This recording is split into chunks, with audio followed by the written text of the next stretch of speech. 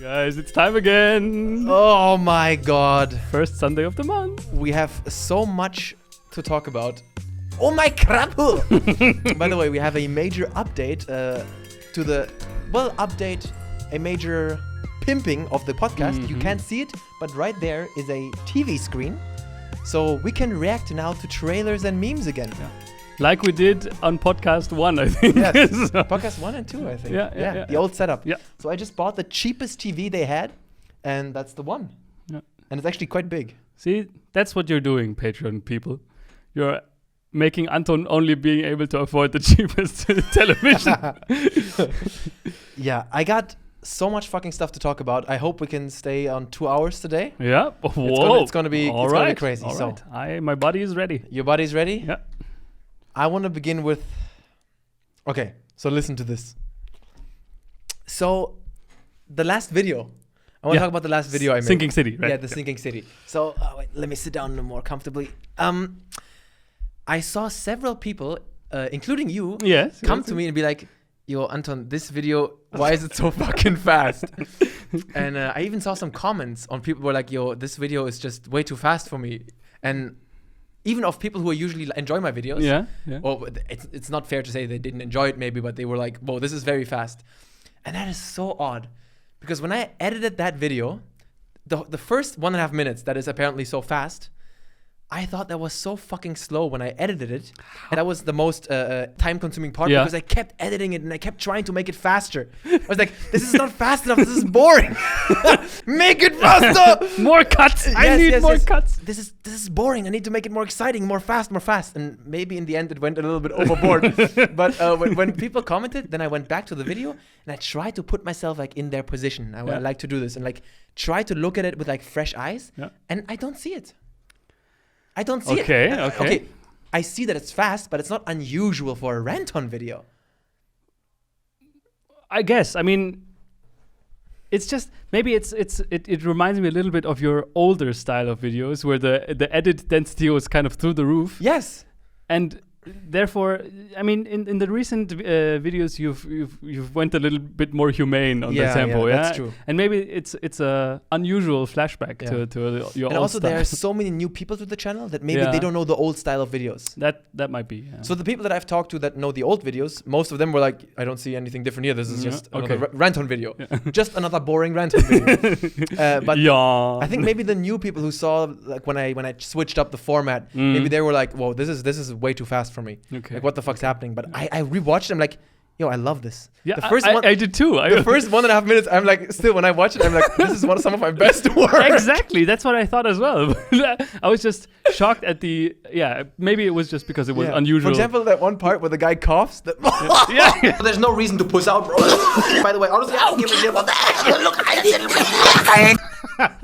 I worked on that for at least 2 hours to make it right. Yeah. Because when you look at it now, it doesn't seem very complicated. It's almost just alternating between him and me. Yeah, but I tried so many things to like mask him and put him on my face. Yeah. Then maybe put my mouth on his eyes. I did so much shit with that part. That's what's funny, right? With editing. Yes. That even when you look at something that's so short and you're like, wait, it looks so simple, but the creative process can take very long. So this part was so long, and then I realized the funniest way to do it is just to make it simple, cut back and forth, and just like. Although your mouth and his eyes would have been pretty good too. Yeah, that was good. And I thought that video was quite slow, and I was scared that it would be too boring. But from what I've read so far in the comments, people are like, "You're fucking editing just too much, you retard." And I'm like, "Oh wait, that's exactly what you want to hear, right?" Wait, I've written down some stuff. So this was definitely something interesting to me. Yeah. But great. It was not a critique when I talked to you about it. I stand behind that video 100%. I wouldn't release it if I didn't like it. Yeah. I rewatched that video and I was like, what are you people? This is my shit. This is how I do. Yeah. This is how I. That's what you're gonna get, right? Something very interesting that I want to transition into because I have this whole like line of. Oh, the red Faden? Red Faden. Faden, yeah. Yes. Setup. So, this is very interesting, and I want everyone listening here to become introspective and think about this too. Because this is something that I have come to realize over the past weeks. this is gonna get deep yet, no? Yeah? Okay. So when you click on a YouTube video, you are, whether you want to admit it or not, maybe even subconsciously, you have a pre-impression of the video by looking at how many subs the person has and how many views the video has. This is something that I did not think about before. And maybe before you react, I can keep elaborating on this. Yeah. Especially with my life at Shaolin Temple video, it's something very interesting. So the videos that I make about Shaolin, I cannot read the comments there because it is literal cancer. It is the worst. Like, I don't mind hate comments that's funny stuff. But the amount of people there, the amount of high IQ big brain. No, the ignorance is the thing that breaks it. The high IQ big brain epic gamers there is like, please teach me more about Shaolin Temple. Like, what? Oh my God, it hurts. I think for the next podcast I will prepare some comments and read them, and you will see me suffer. This is a pain. They cause me pain that Shaolin Temple is nothing compared to this. Yeah, this is the biggest test. Better get hit with a stick, right? It is so cringe, and it hurts deep in the head, like really deep. When you read something and you're like, so which is kind of sad because the people writing them didn't mean to cause you any harm. No, they just don't know any better. Yeah. So but here's the thing. Your stupidity is hurting. So here's the thing. When the people who see this video, they click on it, then they see a video with, 3 million views, and a channel that's medium small size, 350,000 views, right? Subscribers. That's decent. And then they assume that this video was made by a big YouTuber to like boost his personality, make himself interesting or something. They don't realize that this video was made at a point when I had 1,000 subscribers, and this video didn't explode at first. Yeah. This video, it was released. I released this on my birthday in 2017, 5th of December, and then it didn't do out of the ordinary. Just like my reviews, normal Ranton, a couple of hundred views. It got maybe 2,000 views in 2 months. It was. These were my views, and I was just happy to share this story about me with my few fans. And also I did this video for me because at this point I was gone from Shaolin for a year. It's getting a bit melancholic, and I needed this video. I needed this for me. And then it exploded. So then people see a video with a lot of views and they assume that that's the intention. You mean, did they assume you only did that video to push your channel? Or like to get attention. Oh, famous YouTuber goes to Shaolin Temple. Oh, what the fuck, who do you think you are? They don't understand that this video wasn't made now. Because they see it now, they think it was made now. Because I have this too, I realized. When I look at a video, picture a big YouTuber, like really big, like millions of subscribers, and he does a video where he talks about his dog dying. Imagine, it's a sad video. You can go in the comment section. I guarantee you will see people be like, look how he exploits the death of his dogs to get views. Yeah. But, I see. And now imagine that video was of a guy with 3 subscribers and 10 views sitting in his room crying about his dog died. I think nobody would say that. People would be like, it's the same video. But then people would be like, oh man, I'm sorry for your loss. And if they found my Shaolin video with 20 views and I had 20 subs, they'd be like, oh, look at this small channel I found. Whoa, this guy was at Shaolin Temple. I see what you mean. So just the amount of views and the subscribers you have impacts the way people look at your videos. And that kind of sucks. You have a point. You have a point there, yeah. I mean, also, that maybe that's also you have to factor in that these kind of videos, like the dog or Shaolin, they're so different from what's normally on the channel. Maybe that also gives fuel to this argument. You know what I mean? Because like if it's a normal video, then no one would accuse you of pushing yourself with it, because I think people still would. I think a lot of people who click on my Shaolin videos, they actually don't click on the reviews, and they just see like, oh, a guy did a video about Shaolin. Bruh. What the fuck? Why did you film while you were at Shaolin? Oh my god! It's like one of those comments where I wanna kill myself. Like, should I kill myself or kill them? and so they of course when they click on the videos then too, but that kind of reinforces it. But just by them clicking on the Shaolin stuff and seeing that this video has millions of views, they see that it was uploaded on a channel with 350,000 subs. They're like, wow, now YouTubers going to Shaolin. Like, I wasn't a YouTuber when I was there, and I didn't plan to make a video on it when I was there. Like, what the fuck? Okay. I see where your frustration there comes from, but maybe maybe this is like a new idea. So from now on, also the viewers, maybe think about this. When you have a video in your suggested feed and you click on that video, maybe ignore the views and the subs and just look at the video. And I think I think this is not just me. I think when the subscriber amount and the views affect the way we see something. Because then we project intentions. Yeah. I see what you mean. Yeah. I mean, but the uploaded date. But they don't look at that. Most people don't look at that stuff. Okay. They right away look at the views. Yeah. Yeah, and they see the channel. They don't look at when something uploaded. And even then, they don't really know at what point was I there. Okay. Even if you look at the upload date, you would have to dig pretty deep to find out how many views did I have at that point. You have to go on Social Blade. I see. They don't know how big my channel was at that point. Yeah. Maybe they think maybe he was at 200,000 subscribers there. Okay. I was at 1,000 or something. Yeah. And this is interesting. And yeah, when I make Shaolin videos, I enjoy doing them every once in a while. But the comments, it's... But is that really... Andi, read it. I mean, I dare you. Go No, I don't want to. I know what you mean. It hurts me as much as it hurts you. But is that really a factor? Like, should you really factor these people into anything? Well, no, they're not. They're just haters. Yeah. I don't get whatever. Yeah. I'm just saying this is interesting because this probably also exists in the opposite side as well. Maybe in a positive. Trying to think about it. How would it work in a positive way? Like, oh no, I did, right? Like, if somebody made a video about the dog dying, if he's very small channel, it looks like the guy is just a small person. Then you think it's just a genuine video. It makes him more human, genuine, more relatable. Yeah, for sure, exactly. Yeah, true. And it works both ways. That asks the question: is it possible as a channel with multiple 100,000 subs to even do something that makes you more approachable, relatable? You know what, is that very even difficult. possible? I think at some point when you become a big YouTuber, whatever that means, it's it's impossible to not get hate or not complaining about hate. That's fine. Yeah. But it's impossible to do. How do I say this? For example, before or like many years ago, maybe like 6 years ago, when I was like 18 or something, I was very cynical. Maybe you were like this too, where you see, let's say, Bill Gates builds a hospital in a poor country, and it's on a lot of magazines.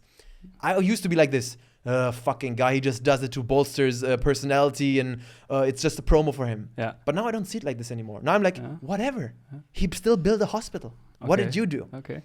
And if, for example, if Brad Pitt made a huge marketing campaign because he donated 50 million to cancer research and children hospitals, but he really made it really big about him also, I would not be cynical anymore and be like, he just does it to booster his, to make himself more famous and to be like good guy. That's true. I don't give a fuck anymore. Okay. He still donated that money and he does something good with it. Do you know what I mean? It's good that you arrived there. I know exactly what you mean, but I never was like that. I always approached it from the more nüchtern, sober, mathematical perspective. Like, if some guy donates 10 million to something and then profits 100 million, I never thought, he did that only to profit, because no matter what, he donated 10 million somewhere. Exactly. The money is there. It doesn't, like, why is it bad if he profits as well? And the thing is, let's even assume that it's a scumbag. Let's assume that it's a fucking scumbag. And he's like, I don't give a fuck about the children. I just want the fame. It doesn't matter. He still donated 550 whatever money to a children's hospital, and people are gonna not die because of it. Yeah, exactly. That is something good. Point. I think it's good that we arrived at this conclusion, because like, if you really look at it, he wins and whatever he donated the money to wins. And why should there even be a problem with this? No, I do get it. I have to say, I do understand. Sometimes some people do seem scummy, and some things do seem like it's just a promo move. He doesn't really care. But still, I do understand that argument, but I just try to look at, is what he did good? Okay. Maybe he's a scumbag. Fuck that guy. But is what he did good or not? And if it's good, then thank you. That's a good thing what you did. You're a good man, Theo. Yeah. So for example, very interesting. So maybe you've noticed recently a YouTuber died. The Erika. Etika. Yeah, Wasn't he a streamer? Or? I don't know much Yeah, about him. yeah. I don't want to talk much about this. Yeah. But there were many people who did videos about him, and it's always difficult to judge it. When you look at the comments, of course you're gonna see people be like, "Wow, way to capitalize on someone's stuff," and like, yeah, that's true. But you still have to look at the video itself and judge it. Exactly, Judge the video. yeah. There are people who did scummy stuff. Who blatantly, like hours after, did like the Ouija board. Oh my god, that was fucked up. That's fucked up. I need to stop talking now because otherwise this channel is gonna get demonetized and atomized. That is fucked up. But I did saw some people who seemed legit and who were like talking about how they knew him and that's like okay, that's okay. He's not. And even if that video is monetized, honestly, that doesn't bother me much. He's like, that's his friend. He's talking about it and in a genuine way. That's okay. You have to remember that YouTube is their job, and if they monetize a video, that's like their normal. Yeah. It's and for many people, it's not just job; it's also life, right? Yeah. It's also your life, especially for commentary YouTubers. It is your life also, and you talk about the things that are relevant to you, and that's okay. Yeah. It's difficult. It's a fine line to walk, I guess. True. But this is so annoying, man. Sometimes I don't plan to do a lot of Shaolin videos. Anyways, I said this many times before. But now I am scared. I don't look forward to doing it a lot. Yeah. These comments are just pure. Come on. But you just said they don't factor into anything. Don't let them do it. It pisses me off. I mean, a little bit. You can in the end you can pull the plug and disable comments. No. Honestly, I think one day I will make a video reacting to cringe comments. Way to capitalize on your own cringe. Yeah. Then I'm capitalizing on the cringe comments on the capitalizing on the Shaolin Temple. God. That's capitalization. Galaxy brain capitalization. Oh wait, imagine if. Wait. Imagine if the guy with the Ouija board reacted to the hate comments he got from making, and then reacted to the comments on the reaction. How deep can you go there? How much can you capitalize on something? How many layers of reaction can you do before? Well, the crazy thing is, it might work. Like in terms of views, it might work. Holy fuck! That would be an experiment. A YouTube channel that is solely built on reacting to reactions. But when would you stop? You can never stop. It's like, if you head in your ass. Where do you come out?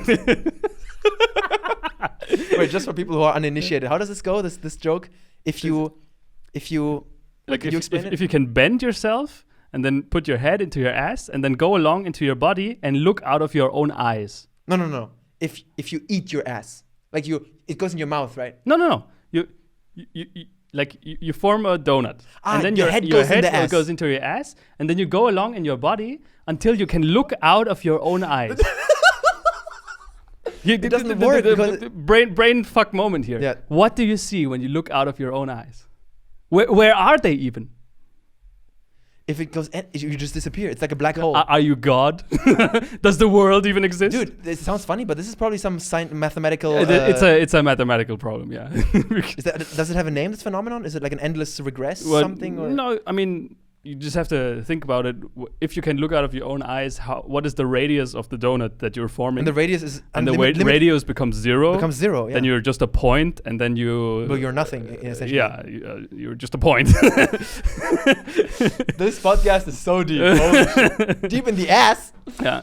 If you wanna hear this idea of the donut with the head inside your ass musically interpreted, check the song "Nur mal angenommen" from Knorkator. Man, I got so many cool things to talk about. Are we still recording? Because this thing stopped moving. Yeah, it's still recording. Yeah, okay. Still recording.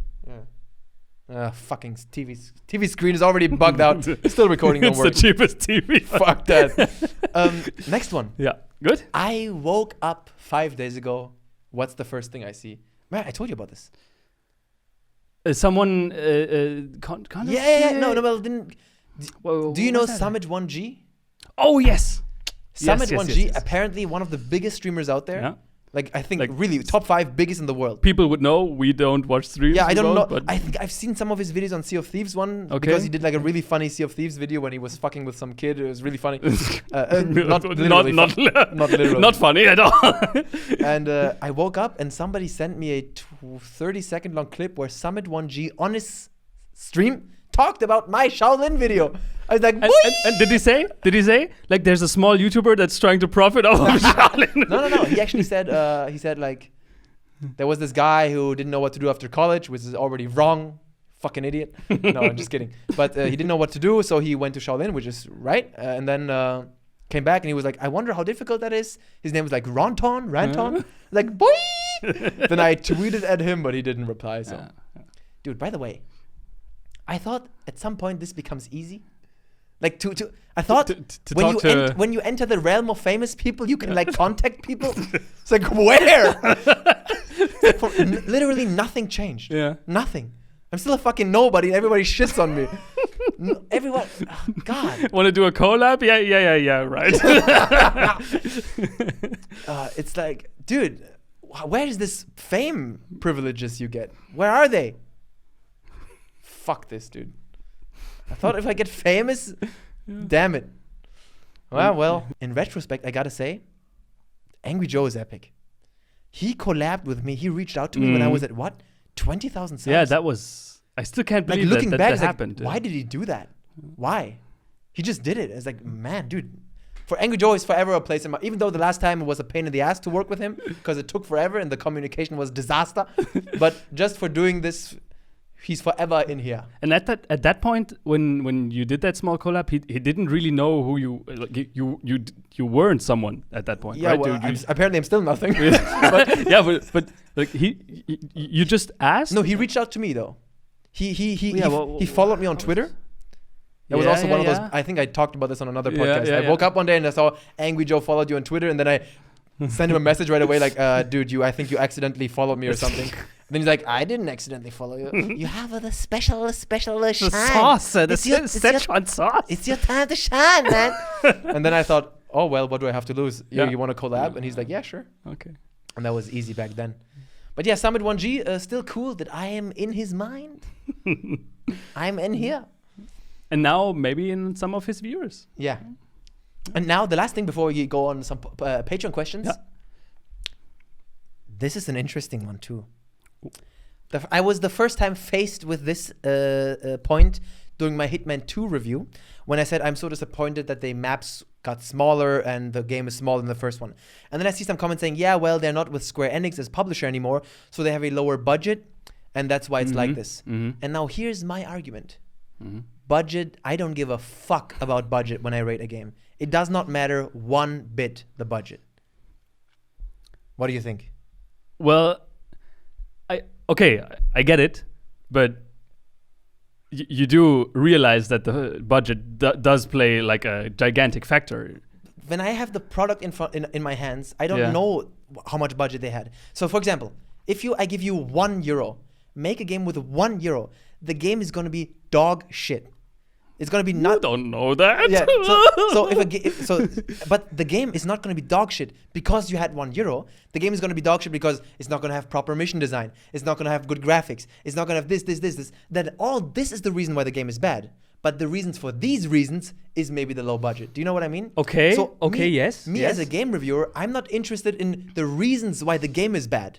That's like meta level shit. Yeah. Okay. I'm just interested in what is the problem in the game. I get it, but then your argument also has to be like a little bit corrected, because you said it's a problem that the maps are smaller in Hitman 2 than they are in Hitman 1. But if you're making that direct comparison, then you have to also factor in other comparative factors between Hitman 1 and Hitman 2. But I'm comparing the two games. Yes, but if Hitman 2 was just a detached Hitman game, would you say that the map size is okay? Because you have nothing to compare them to. I get what you mean. Right? So, so you're saying that not everything is just the game itself. Some things are. I do compare it with outside things. Well, if you compare parts of a game with another game, then I think so. Yeah. Okay, so if Hitman 1 didn't exist, I would only complain that the maps are extremely inconsistent.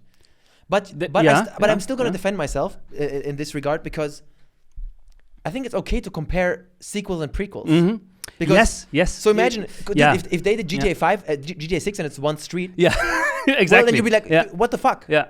So people who say that budget matters, then these people would have to say, I come to them and be like, well, they only had €1,000, then you would have to say, oh, then it's awesome. But it's not. Yeah, I get it. The I get money it, does not matter how much fun you have with a game. Yeah. And also, money doesn't correlate with how good a game is. It's just not true. Look at absolutely dude, not. Enter the Gungeon, Fury, Katana Zero. These are, compare this with the budget of a GTA 5, and GTA 5 is not that good of a game. I think it's good, but it's not that amazing. That's a clear 7 out of 10. The Call of Duty games, I think, are extremely expensive. Yeah. Are they? I have no idea. I think they're extremely expensive. They're not that good, not in proportion. So the money does not matter. The money may be a reason why certain things in the game suck. Yeah. So, for example, I had the same thing again with the Sinking City. People were like, yo, dude, this is a low budget game. What do you expect? I'm like, it doesn't matter. Yeah. They're low budget. Yeah. Well, then allocate your resources more properly. Yeah. Then know what you can do. I like you not factoring in the budget, I think is the right approach to do. Because the budget really doesn't have any impact on how much fun you find the game. Yeah. It's only the thing that I have a problem with is the comparing. Like if you're like, you can't compare the world size. But I'm comparing with a sequel. Yeah. Okay. Yeah. I think that's maybe a special case, right? If it's a Hitman 2 is not really a sequel. It's like it's more like it's the same game basically. It's the same game but more maps. Okay. Yeah. And that's also another special thing. It's really the same game but more maps. And also their unique selling point was like, we're gonna do this like Blood Money but just huge maps. Oh yeah. Then and it's like, bro, your maps suck. Okay. Yeah. And your cutscenes now fucking suck. Yeah. And if you have 50,000 to make a game and then you want it to be Skyrim, your game is gonna suck. Yeah. Not because you have not much money, because you not having money is gonna lead to bad mechanics that are not gonna work. And that's why the game isn't fun. Or you didn't design your game with the amount of money in mind that you then had. Right? Yeah, exactly. I think it heavily depends on the context there. I think it's hard to definitively say budget shouldn't or should factor into whatever. Yeah. But in general, I agree with you that if you're playing a game, you're not thinking about the budget. Yeah, you're not thinking about the budget. You don't even know it most of the time, right? Yeah. And you're not. You can't be expected to know it. Exactly. Yeah. Oh, interesting stuff. Good. Interesting things to talk about today. So Patreon questions. Yes, let's do a Patreon question. By the way, what's your science segment today? You mean what's it about, or? Yeah, what's it about? It's about the Zeno paradoxes. I'm sure you remember them from school. Zeno? Achilles races against the tortoise. Or the moving arrow thing. A little bit. Yeah. But okay. It's small teaser for later. Okay. Ivan the Terrible. Oh, that's Tyrone. No, that's Ivan the Terrible. I think that's Tyrone. By the way, Tyrone, he's Irish. He's on the Discord. He does not even have an Irish accent. And he's white. A white guy with disappointment. A white guy with the name Tyrone? I mean, that's unusual, right? I don't know. Is Tyrone even... I thought it was like an American name, not an Irish name. And he doesn't even have an accent. He's a big disappointment, but he's a nice guy. So. Destruction. And his question is just a fucking troll. Yeah. Can you tell me about those banners, fam? It's an inside joke. You're really fucking funny. Fuck you. Banners? Yeah, it was a... Okay, I see. Just forget about it. Forget about it. The next person is from Zakhaev. Hello?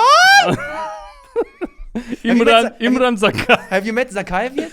The Mustache King? I don't think so. Oh my God. Mustache King. He's the new god in our Discord server. Okay. He's from Saudi Arabia. He's the coolest guy ever. He has a voice like SpongeBob. It's like, and he has an accent like, sup guys, my brother. Today I'm here with my brothers. Anton. He's such a cool guy, and I called him Zakhaev. It's not his name. It's the gay name. I gave him this name.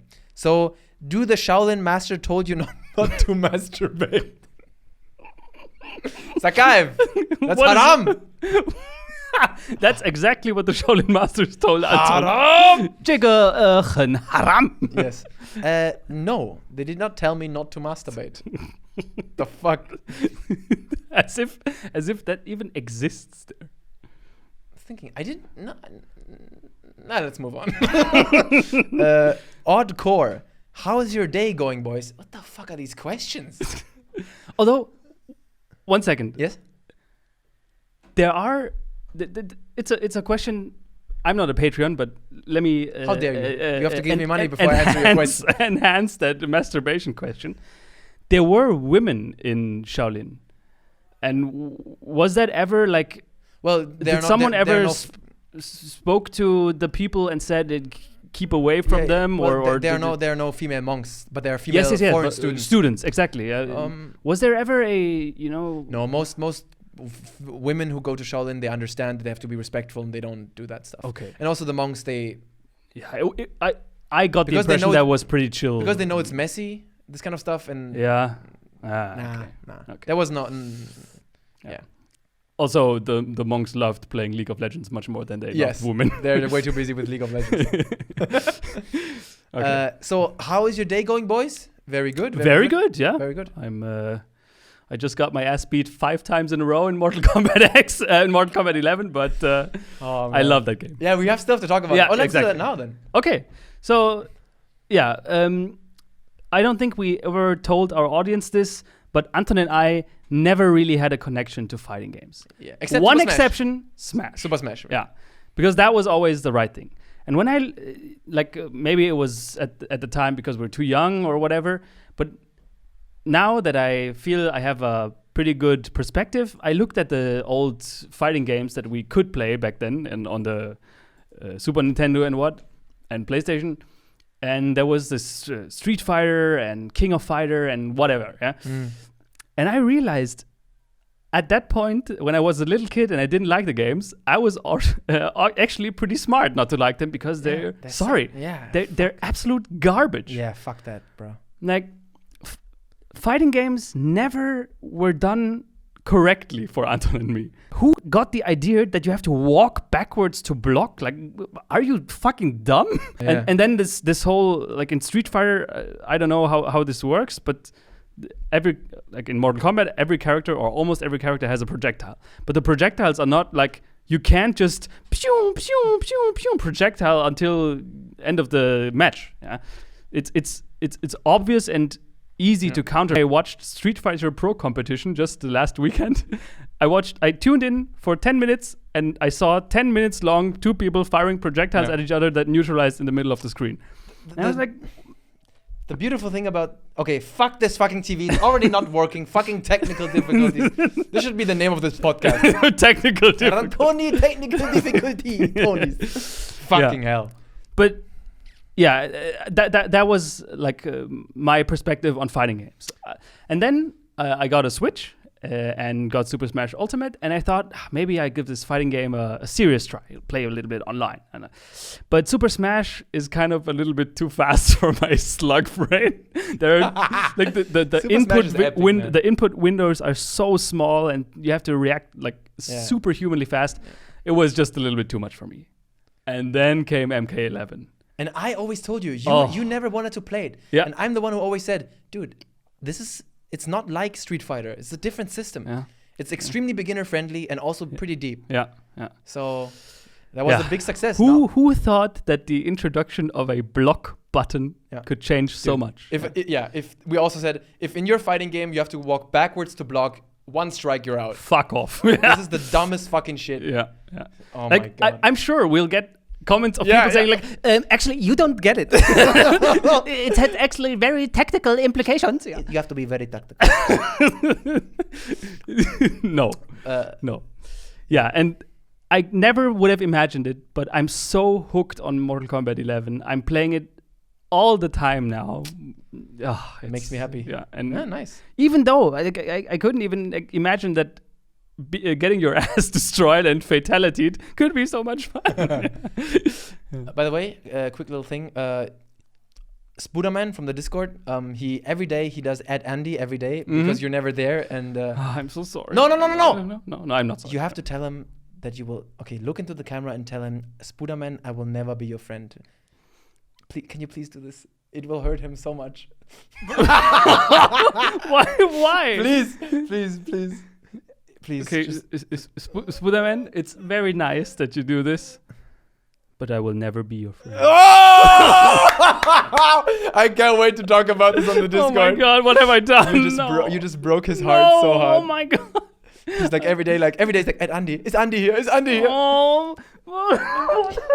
SPOODER-MAN, I told you I would do it. He's the guy who thinks time travel makes sense. Maybe that helps you ease the pain.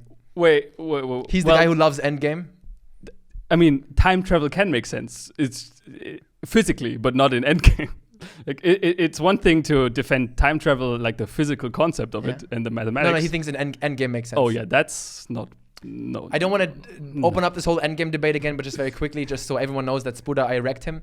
I explained to him like for 3 hours why endgame is retarded, and he conceded every point. And then he's like, okay, you're right there. And then somebody else comes in the debate and like, Anton, but have you thought about that? And Spooder's like, oh yeah, Anton, yeah, that. yeah.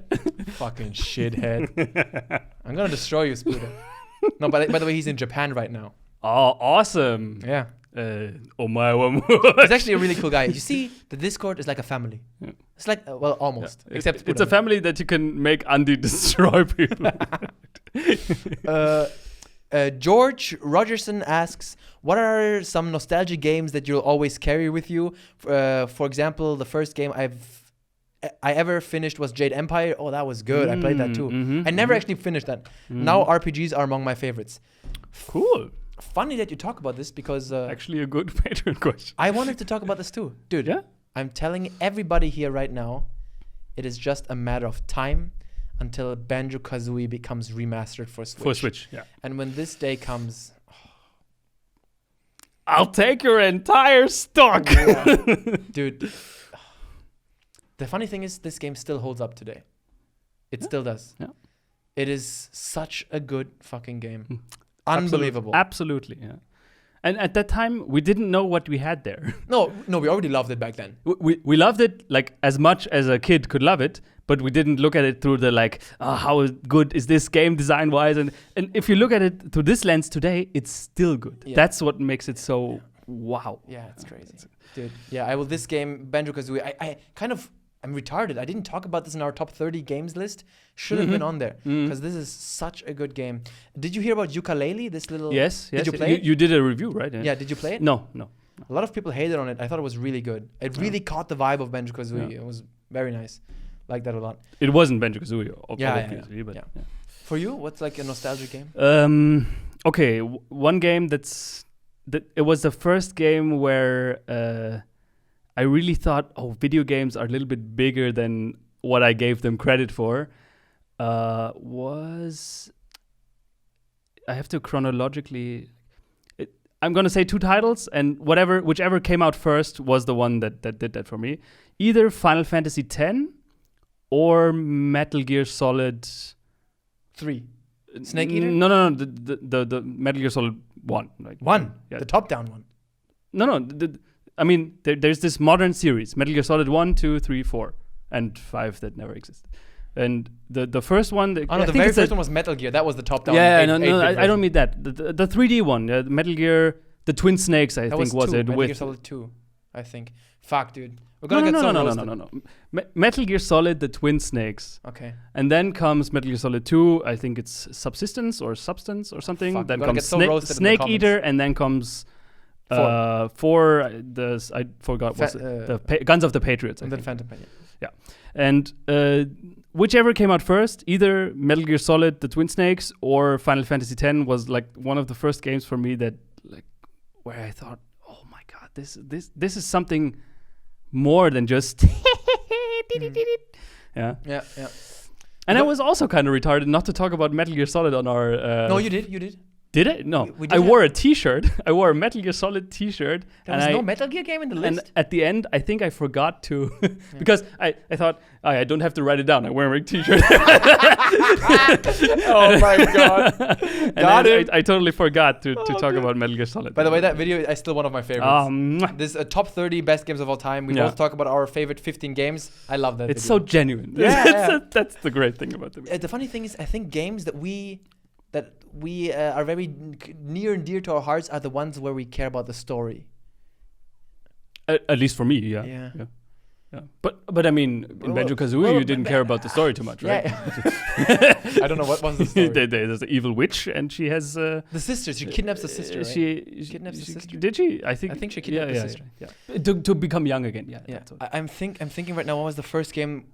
Because I was never really a story gamer, right? So, what was the first game where the story hooked me? I think that was Knights of the Old Republic 1. That was the first time, the first, and one of maybe 5 times in my whole life when I actually tried to listen to a story. And that game wrecked me in the end so hard. I think, can I spoil it? I mean, it's been 15 years now. Go ahead. It's been 15 years, guys. I'm going to spoil what happens. So there's this one chick. She's like your master, you're a Padawan. I don't remember exactly what happens, but she's your master. I think her name is Batista or some shit. something with B. Balista, Batista, whatever the fuck. And Balista. And she's so nice and everything. And then in the end, she turns evil. And that was like that. I still remember as like how old was I? 13 or something? I fucking went online. I did a deep dive. I reloaded checkpoints. I was like, how do I make this not happen? That was one of the top 10 anime betrayals, right? I was deeply hurt by that. Wow. And then also a game that thoroughly, where I was like, this is the best story I've ever seen, was Grand Theft Auto 4. Like in terms of characters. Was that before or after Red Dead Redemption 1? That was before. Red Dead Redemption 1 was 2011 and GTA 4 was 2008. Okay, already. And you're the king of the cockroaches. Yeah, and then also Fallout 3 came out also around that time. But that was not really a game that I remember much for its story necessarily, more like for the vibe. Yeah. Yeah, but GTA, yeah. Mm-hmm. Damn. Mm-hmm. But Knights of the Old Republic, man, that was evil stuff. Fuck those guys. Fuck you.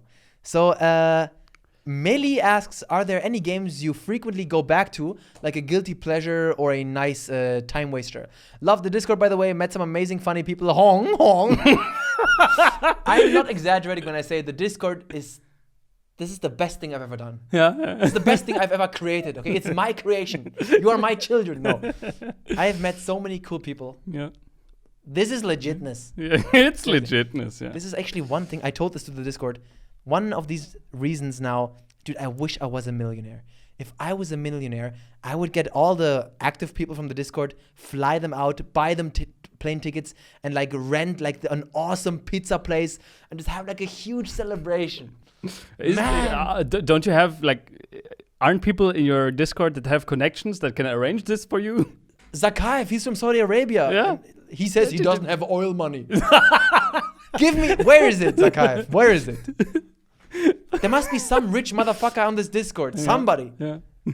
Well, how much is entry to your Discord? $1. Yeah, then there's no rich people on your Discord. Fuck, I wish I could do this, man. But then I realized that's fucking expensive. Like, just to fly one person out to Germany would be 1,000 euros. Like from America. That depends from where, right? From the US would be 1,000. Like, what? Yeah, tickets to China back and forth is 1,000. To the US, I think same. Least 700. In what dimension are you living in? I've just bought 2 tickets to China, and those were 550 euros each. 550 euros toward and back. Yeah, but you bought them well ahead of time. Yes. Yeah. So. Oh, okay. Well, no, but okay. So it's not gonna go, but still 500. That's a lot of money. Yeah. Of course. You can go to Mallorca for 30. Yeah. So yeah, that's what I'm saying. So I think 500 for one person. Yeah, true. I got of okay. Course, how many active members on the Discord? Active people. I don't know. I can't. Maybe 60 active ones, like very active. Mm-hmm. Oh, then we're still at 60. Let's say 60 very active ones. Bruh, that's a lot of money. Shit, dude. God damn it. I have to crowdfund this. 30K. But we still haven't answered. A nostalgic game that we go back to. For me, Skyrim. Skyrim, okay. I today, dude, just before you got here, I was modding the shit out of my Skyrim. I love Skyrim so much. It's fucking insane.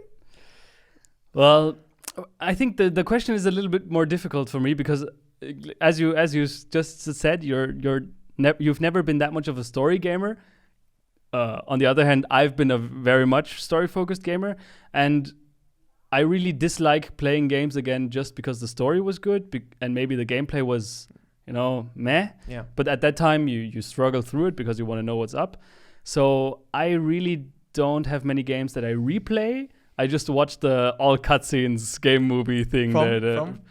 And on topic, a month back or something, I watched the 20 hours Metal Gear quadrilogy thing. Amazing. It's even more than 20 hours. It's 25 or 30 hours. Yeah, I think story gamers don't do that much. Yeah. I think if you're a story gamer, you don't really revisit games unless they're like 10 years or more back and you kind of forgot the story. Only then can you replay where you kind of forgot the story, or in the rare cases where the gameplay is that good. For example, like the Devil May Cry games are a good example. I think Devil May Cry 3, it kind of fits the question here. The gameplay there was absolute god tier, and it's up to date. The I'm best. thinking right now, what's the oldest game I go back to? The crazy thing is Skyrim is 2011, dude. That's fucking 8 years ago. What the fuck? And I still play that shit. Jesus. And I think it's if you go on Steam charts where you see how many active players a game has, it's still Skyrim is still up there. How is this even possible? It's insane, dude. It's insane. That's Todd Howard's magic. I'm looking at my desktop right now. What's the oldest game I have installed? I think it's Resident Evil 5. Resident Evil. Yeah. I installed that recently just to have some fun with it again, but with a shiver. Yeah, shiver. I don't know. Guilty pleasure. I would really say guilty pleasure, dude. Skyrim, Fallout, City Skylines, Hitman. But Hitman is new. But old. Yeah, I don't know. Yeah. I plan to download a Nintendo 64 emulator again for Banjo-Kazooie. But I'm really sure that they're gonna make a remake soon. Okay. There are a lot of hints. It's gonna happen soon. Because you said emulator, I remember another game that fits this question even better, that I really replayed because of the gameplay and because of everything, and that was Metroid Prime. GameCube. The GameCube Metroid Prime, yeah. There's an, I don't know if it's legal to say it, but there's an emulator for GameCube and Wii. You can say it. Okay. I don't use it. But yeah, it also has an emulation for, when the Wii came out, they re-released Metroid Prime 1, 2, 3 in a collector's edition, all 3 games in one box.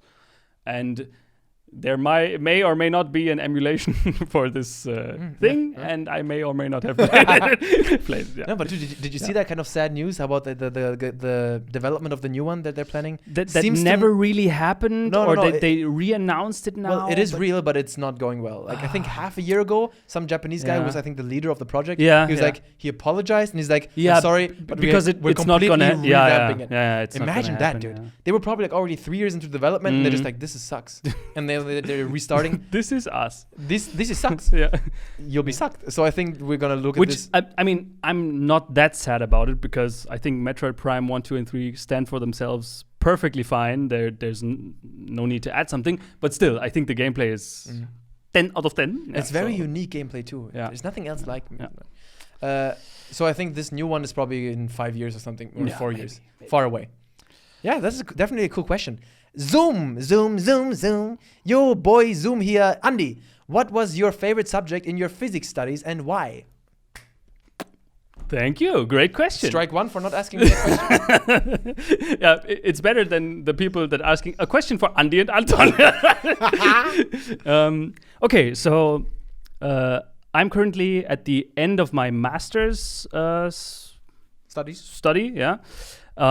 So when you're doing a physics bachelor, everyone has has pretty much the same topics to learn.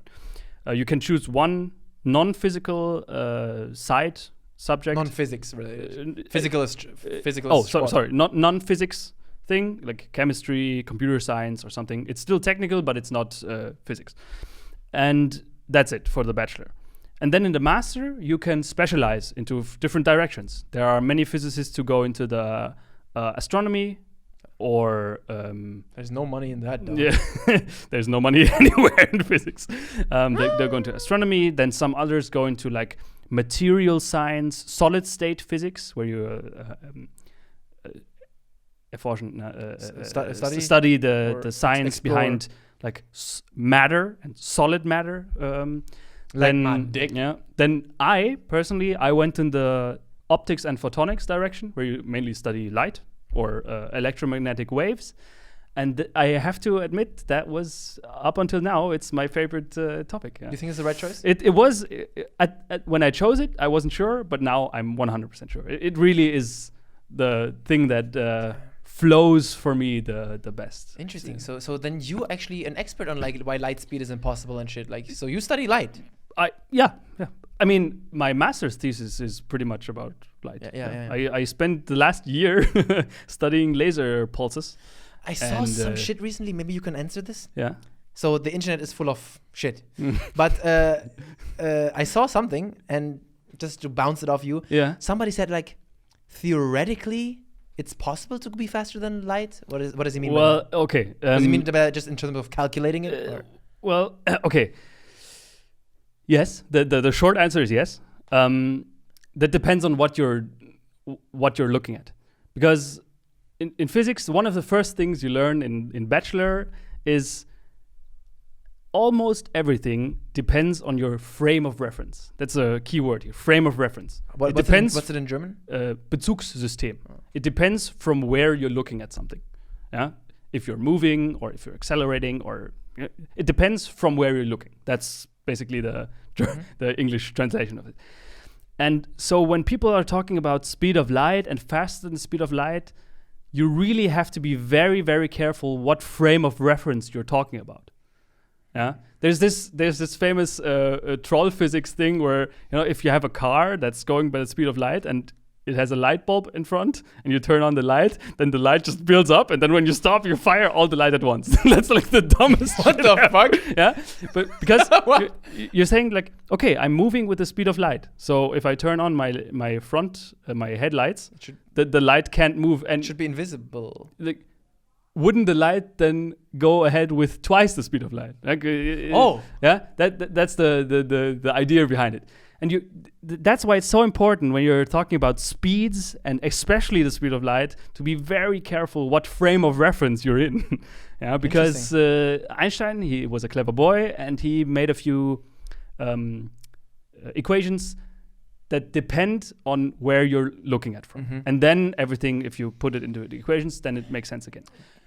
Sorry, got a little sidetracked. What I wanted to say is, in this article, or whatever you read, if he doesn't mention any frames of reference, then it's already getting pretty risky, pretty sketchy. Yeah. But there has actually been one Mexican physicist, I think it's called Alcubierre or something, who is the most serious about making a drive for a spaceship or a vehicle or anything. That's like light. Yeah, that can, in his theoretical calculations, travel faster than the speed of light from our Earth frame of reference. Yeah? Like, you on Earth, the ship starts, and it is, like, the closest star from us is 4 light years away. From you looking at the ship from Earth, you would see, it has reached the destination in, I don't know, 2 years or something. Yeah. But then, of course, you know, to know that the ship has reached the destination, the light would have to travel 4 years back. The calculations are super complicated. And if someone presents you with an easy answer of it's just faster than light, then he probably has forgotten something. That's generally a good rule with science. If somebody says like, oh, this is how it works, blah, blah, even though Einstein said, like, if you can't explain it simply, you don't understand it. But I don't know if that was just trolling on his part. I'm not sure if that's true. And also, I think Einstein is probably the person who's get the most fake quotes attributed to. Exactly, yeah. How many so out of context. And also, I don't think that's true. Einstein quit school, so I'm going to quit school, and I'm still intelligent. Yeah, I don't know, dude. But is there a world where you can imagine something travels at the speed of light, or you just say, or like in 5,000 years with human technology, you say, no, it's just impossible. The science is just... Is it illogical to the extent like time travel is illogical? No physicist should ever say something is impossible, but I'm saying it's improbable. It's improbable with a limit going, with the probability going... asymptotically approaching 0. Okay. But is there because I don't know much about it. Because time travel is impossible because it is logically there's a logical fallacy involved. Is there a logical fallacy with time travel with speed of light travel too? Yes.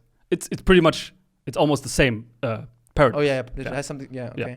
Because like it's part of Einstein's equations that light traveling at the speed that it does also has an implication on causality, which is what time travel then violates. And you see it, the thing with time travel, the paradox of time travel, isn't it? Yes, the paradox of time travel is the same paradox, is almost the same paradox as faster than light travel. So yeah, if you solve one, you have almost solved the other. But I personally don't believe in it. And I mean, you hear me say, I say believe, because it's not a question of knowing or not knowing, it's a question of believing. Yeah. There at this point there's no. But the thing is, if you think about it, there's such weird shit happening in black holes. I mean, the thing is, Yes. a lot of equations that we thought are omnipresent realities, they are placed in the universe where they are where wrecked. they don't apply. Yeah. But, True. Yeah. the universe is a fascinating thing, man. Of course. It is so fascinating. What the fuck is happening there? Yeah. Like, God, thinking about black holes like for a while, it really makes you go like, wow, what is happening there? You start to realize what a tiny little shit stain you are, dude. What a shit stain you are. You're nothing. How self-important humans are compared to. I'm worried about fucking YouTube comments. Like, bruh. Shaolin Temple. And the black hole just goes, bruh. What the fuck, man? Yeah, I mean, that's a big reason why I became a physicist, because fascinating stuff. It's fascinating. Cassie Gren. Oh, he's also on the Discord. He's a German guy. Cassie Cage. No. He says, give your wife a series like the wife review, and why is Andi not in your videos reviews? Confused screaming. Well, first of all, this one video was just a little homage to the girlfriend reviews, obviously. Oh, I didn't know it. Is there a channel that's called... I saw one guy in the comment be like, why you steal the idea? I'm like, maybe you didn't see that in the video itself. We make a joke about stealing the idea. Like, we found this channel, and Sophia really likes it because it's so creative. And I think it's okay. It's fun. It's a funny stuff. So we thought, why not create our own little version of it? The girlfriend reviews channel. I have never heard about that. But no. Oh, okay. It's a American couple, and it's called Girlfriend Reviews, and the videos are called "Should Your Boyfriend Play Doom?" Oh. And we thought it's a funny idea, so why not make our own version? Okay. So that was a little homage paid to them, and also they didn't reach out to me, be like, "Hey, fuck you for stealing our idea," or be like, "Hey, funny little homage." Yeah. They didn't acknowledge you at all. I'm just a little. I'm the most disrespected person. What was the second part of this question? Why am I not? Why didn't we should do that, by the way, once? Like, you have like an Andi cameo. Yeah, I mean that's awesome. Yeah. Like, but then even Arthur was in the show. then you will see my mood when I film, dude. On camera it's funny, but then behind the camera, Sophia, man, you have to stand there. I cannot focus like this. You're ruining the video. Anton is basically the reincarnation of Klaus Kinski. Yeah. Du musst es ja nicht fressen. I don't know if you guys know a German actor called Klaus Kinski, and he's known for his outbursts of rage on set, and he's insulting people. Du musst es ja nicht fressen. I mean, du bist doch so ein Arschloch. Das kann doch nicht sein. He has been in some amazing movies, and many German critics credit him so blöd kann keiner sein. for being one of the best actors, but he was actually a big piece of shit. A demon. Yeah. So when I'm on set, I'm just like, du musst es ja nicht fressen. But yeah, that's funny stuff. Yeah. So maybe one day Andi cameo. Yeah, for sure. Prepare your anus. For sure. We should do it in like a game that also has something to do with you, like that you're interested in or something. Mr. J. Hi Anton, I recently stumbled over your channel via the For Honor video, and I sucked in all the videos which are currently on your channel within a week. Whoa, binge watching Anton. I'm really loving your content and love your weird but refreshing kind of humor. But what you do is awesome. Please keep up the good work. Thanks. Thank you. No question though. No, right? there's a question. Yeah. I've been wanting to ask you if you're planning on making any gameplay or let's play stuff. I'd love to just watch some random gameplay or maybe some Till I Die Again. Oh my god. Wouldn't it be less effort for you? Sorry for a long text. Greetings from Jay. P.S. Andi, I love your science stuff. Thanks for being so epic. Well, thank you for liking it. Aren't you a nice guy? Are you in the Discord? Jay? Is there a Jay? There's no Jay. Reveal yourself. But yeah. No, let's plays. I did that back in the day. He mentioned Till I Die. Yeah, that was awesome. I loved it. You remember the Super Meat Boys? Okay, let's go. Okay, thank you for watching. Everybody, please watch my Till I Die of Super Meat Boy. I knew that I was gonna die quickly, but that was just that was so pathetic. Absolutely embarrassing. Because the moment I die, if you look at my face, I'm thinking, okay, should I just restart this? Yeah, exactly. But you went. I was like, no, this is Till I Die. You went through with it. Yeah. The video is what, 20 seconds? I think half the video is the intro. Fuck. Yeah, gameplay. Yeah. I don't know. I don't feel let's plays because the thing is, I don't consume that kind of content. Like doing a stream was already a big deal for me, and I was preparing that for a long time, and I was really excited. But Let's Plays I don't watch Let's Plays. So it's not the kind of content that I feel is valuable. If I do a Let's Play in the future, they're gonna point to this moment and be like, "Nyeh." Yeah. It's not planned. But maybe a small till I die again. I don't exclude the possibility. If I make a Let's Play, it also has to be highly edited and it has to have a certain quality standard. It has to be Ranton, right? Yeah. But for now, nothing planned. Okay. But thanks for your question, Jay. This is some good stuff. Jose Diaz. Oh, I think that's Jose. Jose Diaz is probably Jose. From the Discord, and his name is Cuban Ganja Master. Yes. Oh, wow. Hello, Rantoni and Andi. My question is: have either of you ever bought a DLC for a game? If you have, which one and why? What a dumb question is that? Of course, I've bought a DLC before. Everybody's bought a DLC before. Well, nobody's happy about it, but they're good DLC. No, look, when we started gaming, DLCs didn't exist. Yeah. Right. Yeah. And when they first came out, or when first there were games with DLC, I thought it was a fucking big pile of shit. No, I still think so. Yeah. Yeah. But at some point, you're just a small Andi and a small Anton against the video game industry. You have to buy them, man. What's the first? Do you remember the first DLC? The first DLC, I think it was the Dark Souls 1 DLC, the Artorias the Abyss Walker, I think. When was that? Which is a very, very good DLC. What year is that? When it came out? I don't know. I think my first DLC was maybe Undead Nightmare for Red Dead Redemption 1. And that was not worth it. Was that on the Xbox 360? 360. Yeah. But was it download or was it like a separate disc? I don't even remember much. But that seemed worth it because it was like its own little thing. But I didn't play it much. It was just like Red Dead, but the world is filled with zombies. And you have a new little storyline. Yeah. But DLC, yeah, for sure I bought DLC. But I mean... Yeah. I mean, my stance on it still hasn't changed. Yeah. I still think it's bullshit, but I get it. Like, for example, if Mortal Kombat releases a new character, I get it. Okay, that's you can't have 50 characters made at launch. Maybe, okay, you make 22 ones really good, and then one after the other, you put your development time into use. But some games, dude, they just... For me, the reason why DLC suck is actually a reason that is not visible to the gamer.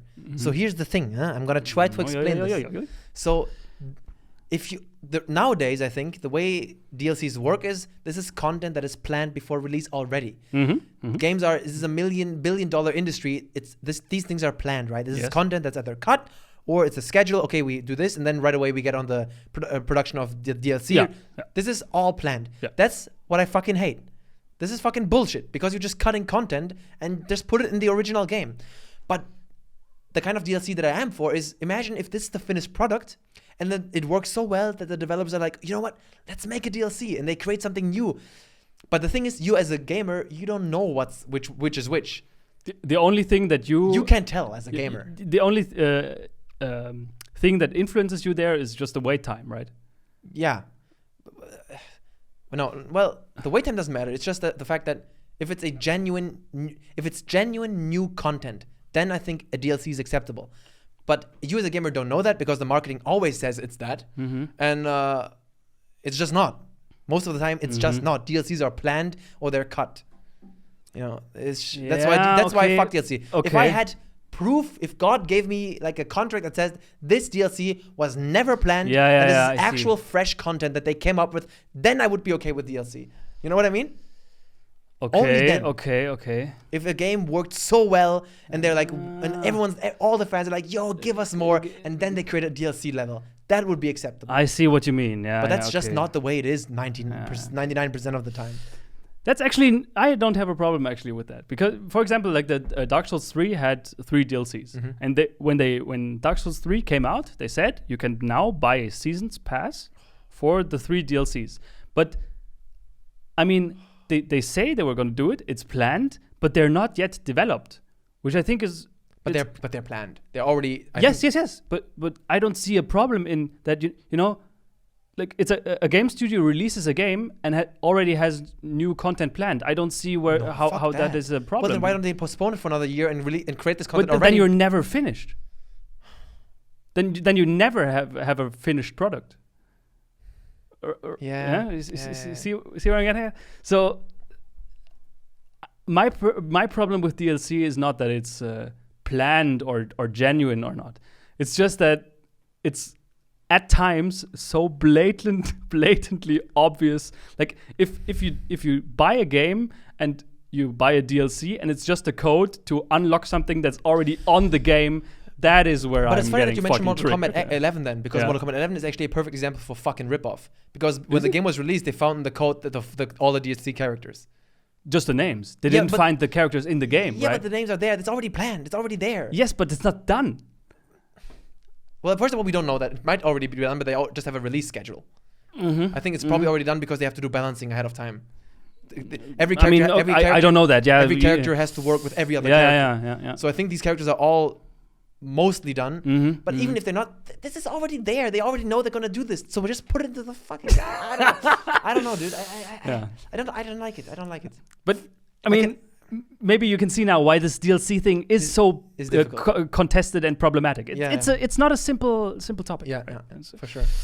Yeah. Blobby, Oh, Blobby. Blobby from America. You have free. By the way, congratulations to the American women for winning the female World Cup. By the way. Oh yeah, I heard about that. Yeah. The Americans. The purple-haired Rapinoe. Did they? Who was the finale against? United States against Netherlands. Did Germany not win? No, Germany was kind of. Weren't the German women like five? They've won 5 World Cups in a row. They were at many years back. They were like the power to be reckoned with, but no more. German football has just become pathetic.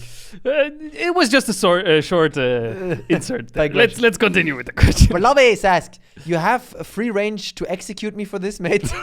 If you what the fuck? Okay. If you've already answered this, but I remember briefly hearing in a past podcast that you are not that into lore or story when playing a game. Correcto. Mm-hmm. Do you find that the story is not a vital part of the game, or is it circumstantial, like when the game is not more story? Why am I illiterate when I'm reading this?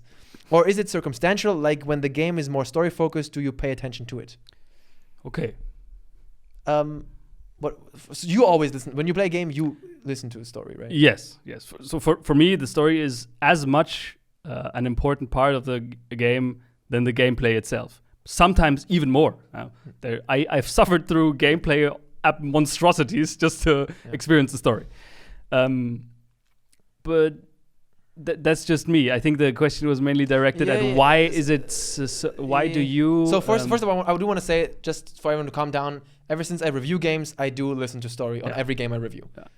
I do that now. Yeah. That's actually how this channel, I feel like, changed me to the positive. Because before that, I was a fucking skip that shit. I was a hardcore cutscene skipper, bro. Yeah. Like for a game to hook me story wise, it took a lot. Yeah. Like I'd had to hook me like this from the beginning, or I'm done. But now, ever since I review games, I do listen very carefully. Like otherwise, I wouldn't have been able to play The Sinking City, because there, in order to just play the game, you have to read through fucking everything. Yeah. And that was, by the way, a fun part of the game. That's also like you have this Anspruch, this standard for yourself that you know. The if story is part of a game. Yeah, if I'm reviewing a game, I do have to listen to the story. But I don't know why that is. Why am I like this? I don't know. I mean, I think still to this day, I love playing Skyrim and Hitman, because these games are just, the gameplay is fun to me. And Hitman is pure gameplay. You're just in this world and you're exploring and you're having fun. I don't know why. Of course, story is vital. Anton actually can't read. No, story is extremely vital. I wouldn't argue that it's not vital. It's extremely important. I mean, like you said, a lot of times the gameplay is shit, and you can see that the game exists to carry a story only. Yeah. And the gameplay is just kind of there. Yeah. I don't know why that is. I just want to fucking play. I don't want to listen sometimes. I just want to be like, oh, get it over with. I think it's the same thing with me with music. With music, I never listen to what the artist has to say. I don't give a rat's. You mean the lyrics or the artist says outside of the lyrics of the song. The lyrics, okay. For example, that's, I think, one reason why I can listen to German gangster rap. And when other people listen to it, they're like, oh, look at what he's saying. It's so cringy. I'm like, I'm not listening to what he's saying. Oh, okay. For me, music is, we had this discussion before. Yeah. When I listen to music, I'm purely listening to the sound. That's how I listen to music. When I listen to music, it's just the sound for me. So the lyrics are pretty much just an instrument, Yes. right? There are people who can't listen to music that they don't understand. Yeah. When they don't understand the language, they can't listen to it. I'm the complete opposite. I love to listen to Arabic music or whatever language. Yeah. It just has to sound good. Oh, that's actually a good point. And sometimes when I hear a song for the 5th time, then I notice something that he said, and I'm thinking, "Whoa, did he just say that? What the fuck?" But usually Did you just insult my mother? I don't care what people say. I just want the vibe. It just has to sound good. Okay. Yeah. That's this big debate we had about like Justin Bieber and mainstream music. But that's actually a good point because I'm one of those people that always like I get annoyed that most lyrics make no sense. you see what I mean? That's what people complain about with German gangster. They're like, oh, the stuff he's saying is just cringy. Yeah. Oh, look at me, I'm so cool. I'm like, I don't give a shit what he's saying. Why do you, like, honestly, let's be honest. Yeah. Who are these people? Do you think they're deep people? Do you think they have something interesting to say? Like, yeah. who are they? Like Billie Eilish. Do you know Billie Eilish? I'm depressed. I think that's a good song because I like the way it sounds. But that's not a deep person. She's 18. Okay. I go to college with 18-year-old girls, and if you listen to their conversations, you want to shoot yourself. It's Okay. Who are they? I don't care. It just has to sound good. It has to be a good vibe. And with gangster rappers, it's like, it's a good beat, man. It sounds good. The way he's rapping is a good vibe. Yeah. I don't know. Good point. Good point. Yeah. So there's no definitive, clear answer for the question. It's just that's just how it. That's just how it is. Dr. Zadreddin asks, "Hello, Rantoni. It's your favorite doctor from Discord. What the fuck? Who's the doctor? I was just wondering if you still play For Honor because I would definitely love to play with you sometime. Don't worry. Shugoki isn't as strong as he once was.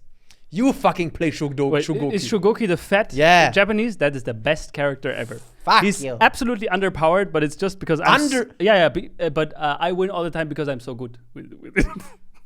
When was the last time you played For Honor, by the way? It's been a few months. Months? Yeah. You should check. I haven't played since the Marching Fire, so that's been almost a year. Yeah. Holy shit! Damn, you haven't played in a while. Yeah. With me, I still love that game. I love it and hate it. Yeah. I think every podcast we have to mention once that For Honor is such a great game with such a great potential, and we hate so many things about it. Why the fuck does that game not have like a split screen and like a quick duel, like an even quicker duel mode? Yeah. Like in Mortal Kombat. Choose exactly. character, quickly fight one round, boom, finish, exactly. next That's what I'm missing as well. Yeah. And then I play it, and then I feel bored after like 1 hour, and then I'm done with it again. I don't know. Even though I'm kind of sad that it has so few Twitch viewers. I think it's a great game to watch. I think because like many fighting games, not Street Fighter, they're kind of cruel to watch. And I think the combat system of For Honor, that's 10 out of 10. We have to praise it every time because it's so perfect. Yeah. If you should look at it again though. They have some awesome new characters, like amazing. Did you see Highlander? I think it's Highlander is a guy. I think he's of the Norse. Faction. Okay. He's got like a huge two-handed sword. They got some awesome characters, man. But I think the game is still very active. It's got a big community. I think that makes me very happy. I think it's awesome. But isn't amount of Twitch viewers kind of very reflective of how active a game is?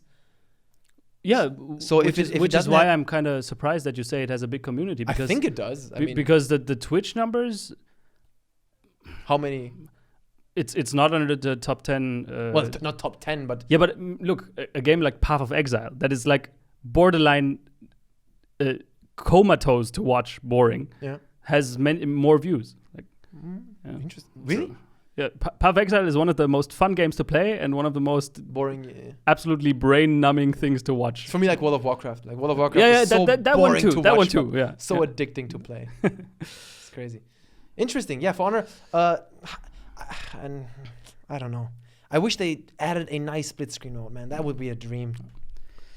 If the situation presents itself, let's never say never. Yeah. Right. Burger Flipper. When was the last time you got recognized by a fan, and how did you feel? Oh my god. What an epic question, dude. Thank God you reminded me, because that's something I need to talk about. I got recognized a couple of times now. I think 4 or 5 times. So far, always positive. But I realized that this has some nice benefits. The first there time, you go with your the first famous time. benefits. Did I talk about this already in a podcast? I don't think so. The first time I was recognized was in a restaurant by a waiter, and then when you get recognized, the first thing what happens is people always stare at you. Yeah. From And it's creepy as fuck in the beginning because you don't know what's happening. You're like, why does he stare at me? Then he comes up to me and he's like, hey, are you Ranton? Hey, dude, you want something for free? I'm like, yeah, boy. I actually said no. I declined it because I was just overwhelmed because that was the first time. And why would I get something for free? I mean, but he was there to poison you, right? In that moment, I realized, holy shit, famous people get free shit all the time. That's amazing. Yeah. Okay. And then I got recognized by 3 guys who looked like they were about to beat the shit out of me because they were walking and like then they looked at me and their eyes went from this to like and then I was like, oh shit. And then they're like, do this? Like, hey, you're the monk guy. That's how they remember me apparently. Hey, you're the monk. What was that here in our city? Yes, that was here. Okay. Yeah, and they were like, hey, you're the monk guy. And I'm like, hey, hello. Like, hey, I'll take a picture with you, man. Then we took a picture together. And then recently, when I went to some sort of Bürgerbüro, Yeah. I was walking past the city, and then there was like a 16 or 15-year-old kid. And then I was walking, and the kid I was walking, and he was still like 15 meters ahead of me. And he just stopped walking and looking at me. And I'm like, and he's like, looking at me like this. And because once you cross eyes, then you can't back out again. Yeah. And I looked at him and like, oh, fuck. And then I also stopped walking. I'm like, do you recognize me? He's like, du bist Ranton. Awesome. That was cute. That was cute. Yeah. No homo, no pedo. But that was funny, dude. So far, it's been very nice. And then one guy recognized me in the city and then sent me a message on Twitter. Dude, I saw you today, but I was too shy to ask you. Wasn't it the Portuguese? Weren't you recognized by a Portuguese person? Also a Portuguese person. Yeah. And then the first story that you told me about being recognized was, I think, by Lars, right? Or Lars, did you meet up with him or something? Yeah, but that's different though. Oh, okay. He knew me, and then we met up. Okay. Yeah, but so being recognized by strangers on the street, that's okay. But so far, I think it's been 5 times I've been recognized so far, and every time very pleasant. And if you see me, just say hi. Yeah. It's very funny. It's very humbling. So Zohan, he's from Israel. If he's the same one as who I think it is on the Discord. He's from. Is he the one that has to like go into his cellar for when? No, that's Niemand. Okay, that's the insect. Yeah. Did any of you beautiful faces have played Nier Automata? And if so, what are your thoughts? In my opinion, absolutely halal. Wait, isn't halal? Do Jews say halal or do they have another word? I know that halal is the opposite of haram, right? Yeah. But I know that I think Hebrew and Arabic they have words in common, but don't they have their own words? Kosher.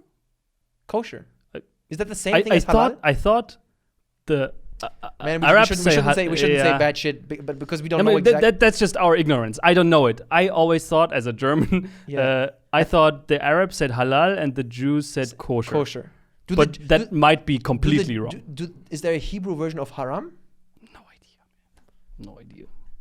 Interesting. German. Wait. That's good. Wait, does halal and kosher mean the same thing?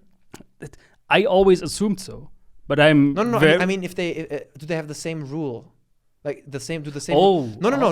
They're not halal. I see what I think. Kosher means that there's no blood, right? That the animal was killed in a very specific way. No, and I think they have to bleed out completely. Yeah. I think Muslims don't have to. The animal doesn't have to bleed out. Yeah. Okay. Right? Oh, fuck me. I'm sorry if this is wrong. Sorry, guys. I'm sorry. Man, we're turning into Anton's Shaolin comments section here. Sorry, I don't mean to offend anyone if this is wrong. Let's move on. So, Nier Automata, I think we talked about this? Yes, I think in one of the podcasts, one of the earlier ones, I did a big segment about Nier Automata. So let's not do this again too big. Yeah, check out the podcast. I think it's podcast 1, 2, 3, 4, 5, 6, 7, 8, or 9, or 10. I think 1, 2, or 3. But yeah, I also think that game is absolute halal. And for many reasons that I elaborated in that podcast, and I can only, if anyone of our listeners or viewers hasn't played it yet, please go ahead. It's one of those games where you kind of have to struggle through the gameplay a bit to experience the story. But unlike many other games, you can't just watch the cutscenes because much of the story and the gameplay is like how the gameplay feels, what the game makes you do, and therefore you kind of have to play it. But I assure you, it will be worth it if you're prepared to go into a little bit more of a self-reflection or reflection on deeper things. Let's call it like that. It will be worth the time. Yeah. I have played like first half an hour, but just looking at people or how you explained it, it's amazing. I have to say this game, even though it's not my thing, amazing. Play that. Really. No, it's mindfuck. Seriously. Yeah. Absolute mindfuck. Great. And while you're at it, if you love it, play the other games of the Yoko Taro as well. What else did he do? He did the game earlier was Nier. No, that's another guy. But before Nier Automata, he did Nier, just Nier. Also, extremely good game. And before that, he did, I think it's called Drakengard or Draken something. That's not so much my thing. I think there he still had to find himself. It's too early. But Nier and Nier Automata. How crazy do you have to be to write a story like that? That's so next level stuff. Next level. Don't spoil it for yourself. The guy is crazy. Yeah. Who wears the mask? Is the Moonhead guy. Yeah. Oh, and Zohan. Didn't we say one question? One question each? Should I be a bitch? I won't. Is Zohan asking another one? Yeah, I don't want to be a bitch. Come on. Yeah, okay, whatever. Fuck yeah. Zohan, hello, Big Daddies. Do you think that a sad ending to a movie or a game is a bad thing? I think sad ending is way better than a happy ending. Absolutely halal. Well, I don't think you're right. You're right and you're wrong. So first of all, does a game or a movie have to have a good ending? No. But is a bad ending always better? No, of course not. Yeah. Good or bad is not the factor by which you determine the quality of the ending. The better ending is the better ending. Exactly. Like, I'm sorry to say it this bluntly, but how do you define a good ending? The more fitting ending is the ending has to be right. Yeah. Has to be the right ending, whether it's good or bad. I've seen fantastic happy endings. Yeah. And I've seen really bad endings. Yeah. Let's think of an example. A good example, I think, for me was Careful The Last with of Us. Spoilers. Okay. The Last of Us. Can I say? Yeah. I mean, look, the ending is, if you're humanity as a whole, the ending is fucking horrible. But the ending is extremely fitting. It fits the game perfectly. But it ends very abruptly to my memory, doesn't it? It's just like boom, over, isn't it? I remember that. I wasn't under that impression. That I was disappointed by that ending. Yeah? I think it's very sudden, wasn't it? It was like boom, over. I felt that the last mission was kind of already like putting it in your face that this will be the last mission. Yeah, that's true. The last mission had this last mission vibe. Yeah. But then after the mission was over, in terms of cutscene and wrap up, it was sudden. No? Man, I have to play that again. No. Fuck. Yeah. But that was one of the games where I think I would call it a bad ending in that sense, was the perfect ending, because any good ending would have absolutely not fit this game at all. Absolutely. And then there are many games where I would say a bad ending wouldn't fit. Like, for example, Metal Gear Solid. Yeah, that's a good example. Here, the saga Metal Gear Solid 1, 2, 3, 4. The ending at the end of Metal Gear Solid 4 is actually pretty good for humanity as a whole, or it's a pretty good ending. And there also, I would say, if you make like a forced sad ending, everything didn't matter or something ending, that wouldn't fit. It's hard to say. I can't think of good examples right now, but there are definitely endings where you feel like it's forced negativity. So it's like, just to seem deep. You could have had a positive wrap up would have been nice. Yeah. That's what the characters deserve to some extent. For example, Resident Evil 5 has like a pure happy ending, and that fits to the game because the game is very much cliche. Yeah, it's a very cliche the hero story. Against. From the beginning, it's clear this is the villain, and it's a very cliche game, and it's a very cliche ending because in the end, Chris flies away from the helicopter and he's into the sunset, and then he finishes his monologue. It's like, sometimes I ask myself, is the world worth fighting for? And then he looks at Sheva and they're smiling like, it's worth it. That's so cliche, but I love it because the whole game is cliche. It's a AAA action movie kind of game. Perfect. And then if you look at something like 10 out of 10, not The Sinking City, The Evil Within. Yeah. Don't quite remember the ending, to be honest. It's a positive ending, no? The Evil Within 1, you mean? It was a bad ending. The main villain escapes and the world is pretty fucked. But that was, for example, I think there, even though there I didn't care much about story, but there I think it makes sense to have an ending that is not super cheesy, beautiful. Yeah. Because the game is fucking like not horrible. It's a bad game, but the atmosphere is so horrible. By the way, man, I don't remember the last time I played a game like The Evil Within. The Evil Within, dude. Not The Evil Within 2. The Evil Within 1. It's perfect, man. I want a game like this. Yeah. That's fuck.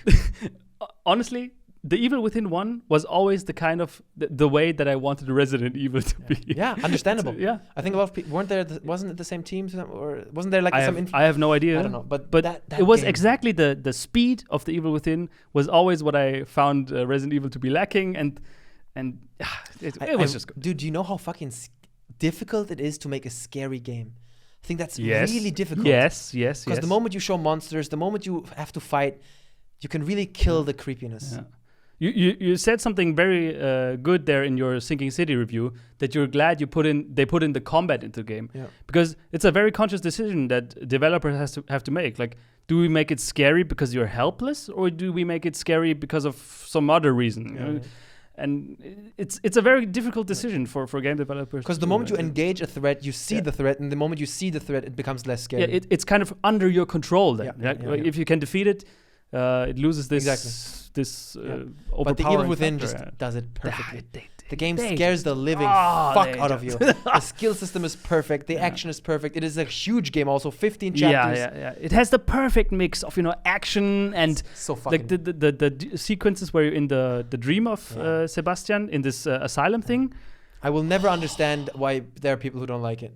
I will never understand. I understand why there are people that don't like the second part, because that was perfect prime example for a game that didn't need an open world. Prime example. I actually thought that the open world part of the game was actually pretty okay.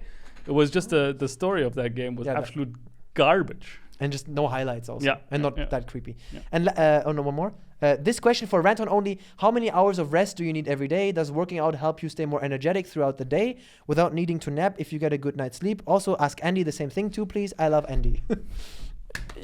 I love you too. How much do you sleep, by the way? I usually go to bed at 1 a.m. every day, and then I get up at 8. What? So that's 7 hours, right? Are you fucking retarded? Isn't that's that not enough sleep? 7 hours is like what everyone always told me was good. Bruh. 7 hours. And you don't nap? No. But when I play Power of Exile, I enter a deeply meditative state of mind. Maybe that helps. But for me, it's like, don't fuck with my sleep. I'm a person, I need a lot of sleep. I don't know why. Okay. I need a lot. If I go to sleep after 12 and nobody wakes me up, I will wake up at 12. So 12 hours then. No, but I usually don't sleep that much. I'm just saying so the way it usually is for me is that I go to bed around 2, and then Sophia wakes me up at 10. So that's 8 hours of sleep, but it's pretty painful to wake up for me. Okay. But if you wake up by yourself after 7 hours? Yes. Sometimes I feel like I have to change my habit and just, because I think it is habit, right? Your body gets used to a certain amount of sleep. I can't, I'm not a doctor, I don't know, but I can attest for myself, it's 100% habit. I do that since I got my master thesis job. I have to be there at 9, right? So, and before, when I was just studying in the university, I slept 25 hours each day, right? So maybe it's, I personally think it's habit, but I need so much sleep. When I think back in Shaolin, okay, so in Shaolin, I woke up every day. I woke up pretty late, like 6:30, and I went to sleep around 10:30. So how many hours is that? So that's 8 hours. Yeah, 8 hours. That's at night, and then plus nap in the afternoon, 1.5 hours. So I would get 9.5 hours of sleep every day. Okay. But that's also you're training like 6 hours a day. And that's maybe a little bit different. Yeah, but here I really do need a lot of sleep. I think maybe I should change that a bit. Maybe get up a bit earlier. I don't know. I just love sleep, man. Who doesn't? Maybe do you have the same thing when you're like 16, 17, 18, you enjoy doing shit like through the night and stuff? For me, If I'm tired, I go to sleep, and nothing's stopping me. Okay. For me, there's nothing cool with staying up late and be cool and go. Oh, dude. Okay. Thinking back at, like, when I went to school, playing through the whole night is never worth it. The next day is miserable. The next day was always miserable, and it's like pure regret. Like, why did I do this? This day is ruined. This day is fucking. It was entirely different for me. For me, it's I need my sleep, and when I'm tired, I go to sleep, and that's the end of it. Do you have this? Sometimes there's a conflict between the body being awake or tired and the mind being awake or tired. Like, I often have this problem that my body says, my body's telling me no. The actions are becoming increasingly anstrengend, exhausting. But my mind is like, did you check this out? And maybe this is interesting. And here, and bam. And I think as a gamer, you notice that especially because when you play competitively, you notice like, holy shit, my reflexes are getting worse. Yes. I have that too. When I play like Battlefield or something online, I notice I'm becoming shit. Yeah. So you realize, okay, you're getting tired, but you're actually still awake. Yeah, that's true. It's true. Yeah. And like for me, like my mind still wants to go on. Yeah. It's like, come on, I'm in the mood. I still think of strategies, and here, this is the counter pick to this, but my body just can't. It's natural. And what did you ask? If training helps you stay what? No, training usually makes me fucking tired. Yeah. Sports makes me tired, not awake. Right? I mean, that's draining energy. Yeah, I guess for me, I've been playing a lot of drums recently, like every day, at least an hour, and I must say, I'm pretty neutral on that. It doesn't make me any more or less. Interesting. But yeah, I sleep a lot and I need my sleep. I don't like staying when I feel tired. But when I feel tired, I go to sleep right away. I don't like to feel tired. Okay. I don't see any benefit of trying to force myself to stay up. Have you ever played Fallout 1 and 2? If yes, what do you think about the direction Bethesda took the franchise? Have you played Fallout 1 or 2? No. I played like Fallout 4 a little bit. Like what was Fallout 4, the Xbox 360 one? No, that's. What was it, 3? Fallout 3. Where Megaton and stuff? Fallout 3. Oh, yeah, I played that maybe 2 or 3 hours. That was it. I also didn't play Fallout 1 and 2. I only played Fallout 3. I played that massively to an extent that it's one of my all-time favorite games of all time. Yeah. Love that game, everything about it. Fallout New Vegas didn't play that much. Not that big of a fan because it's a different type of game design. All right, it's a different developer. And Fallout 4 is a love-hate. And then Fallout 76, nothing has to be said.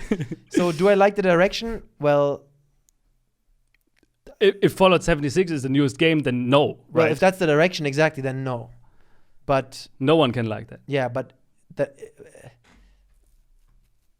hard to say. In general, I love the vibe, I love the style, I love the concept, I love the lore, everything about it. But they're just ruining it by adding. By Fallout 76, just forget that. But even in Fallout 4, they ruined it with the housing thing, with the right? Building shit, completely fucked. Yeah. Because that effort could have been put into other things. The dialogue trees were completely fucked. Choices were fucked. Not enough quests. A lot of things there were fucked. Do I like the direction? No. No. Do I like the direction? Yes. Do I like where it's at right now? No. Does that make sense? Because the direct. What do you mean? How do you answer? You that? like the world? Yeah. Or I like that it's a. Okay. Yeah. Yeah. I see what you mean. I think you could make a fantastic 10 out of 10 Fallout game. 5. Fallout 5 that is similar to Fallout 4, but just let me make it. Yeah. But they're doing certain things very badly. They're fucking some things up. And I'm scared for Todd. I'm worried about Todd Howard. I honestly think the guy he's not hungry anymore. You say the same thing with rappers, like they're not hungry anymore. Yeah. Put them back in the chess club, right? Yeah, dude, I'm telling you. Todd, did you see that Elon Musk? Yes. It must have been such an honor for Elon Musk to sit with such an innovator, with such a genius like Todd Howard. When I saw that, I thought, my God. Did you see that Elon Musk was looking up to Todd Howard the entire time? Isn't it amazing that Elon Musk gets to spend time with the God? Yeah. But I do think that Todd Howard he's become very confident, and he said in some interview I saw recently that he said that in like a Nebensatz, like a side sentence, and that was very telling. He was saying that he has several studios to manage now. So I think the guy is not even that involved anymore with day-to-day game design stuff. Mm-hmm. Again, I don't fucking know. But that's what it seems to me now. Bethesda grew so much, such a big company now, and Todd Howard is such a visionary, right? Yeah. That I think he's in charge of several teams, but he's not working on the game anymore. Yeah. He's not working on the games, and I think that is he the CEO of Bethesda? No. Right. So, He's a producer, game director, or something. Okay. So I think the guy has, I don't know, he's dropped the ball, man. The guy dropped the ball. I still love him. I love him forever. I would buy anything. Like, I didn't buy Fallout 76, but I don't know, man. Todd Howard is, maybe the company. Yeah, I don't know. I personally, because I was never that much into this Bethesda universe thing, just from what I've heard, I think the people are focusing a little too much on Todd Howard as one person, right? So he's a god, dude. Yes, but even a god has a CEO that he has to answer to, right? And that's true. I personally think it's either Todd Howard has to say what he says in interviews because it comes from a place higher up. He just has to say it because it's a multi-billion-dollar company. You can't just not billion. No. What? No. Billion? No. Anyway. I know it's a private company. It's not a publicly traded company. Anyway, big company. You can't just as a people who represents the company. You can't just say anything in an interview, or it's actually Todd Howard really himself that has made questionable decisions about the game. Maybe I don't know. If the next Elder Scrolls launches with some building mechanic, I'm out. Yeah, I'm out. Yeah. So, but you didn't play Fallout 1 and 2, right? No. All right, let's do science. Was that all Patreon questions? Yeah. And all topics? Yeah. Wait, let me see. I wrote down. I think we went through everything that I wrote down. That was absolute halal. I have some more stuff, but that would take too long to talk about. Oh, I just watched the new Spider-Man movie, by the way. Yeah. Home Far From Home. Really good. I think it's just Far From Home, but I didn't expect anything. I expected it to be garbage, but I'm surprised how much I liked it. Like Homecoming was already a surprise, and then this one again surprised. Really fun. I don't give a shit about the universe anymore one bit. Ever since time travel, nothing matters anymore. So fuck that. But it's entertaining. Gotta say. Good.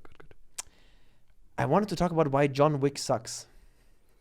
But that's a big discussion, and that's gonna. Shall we? We'll do this on the next podcast.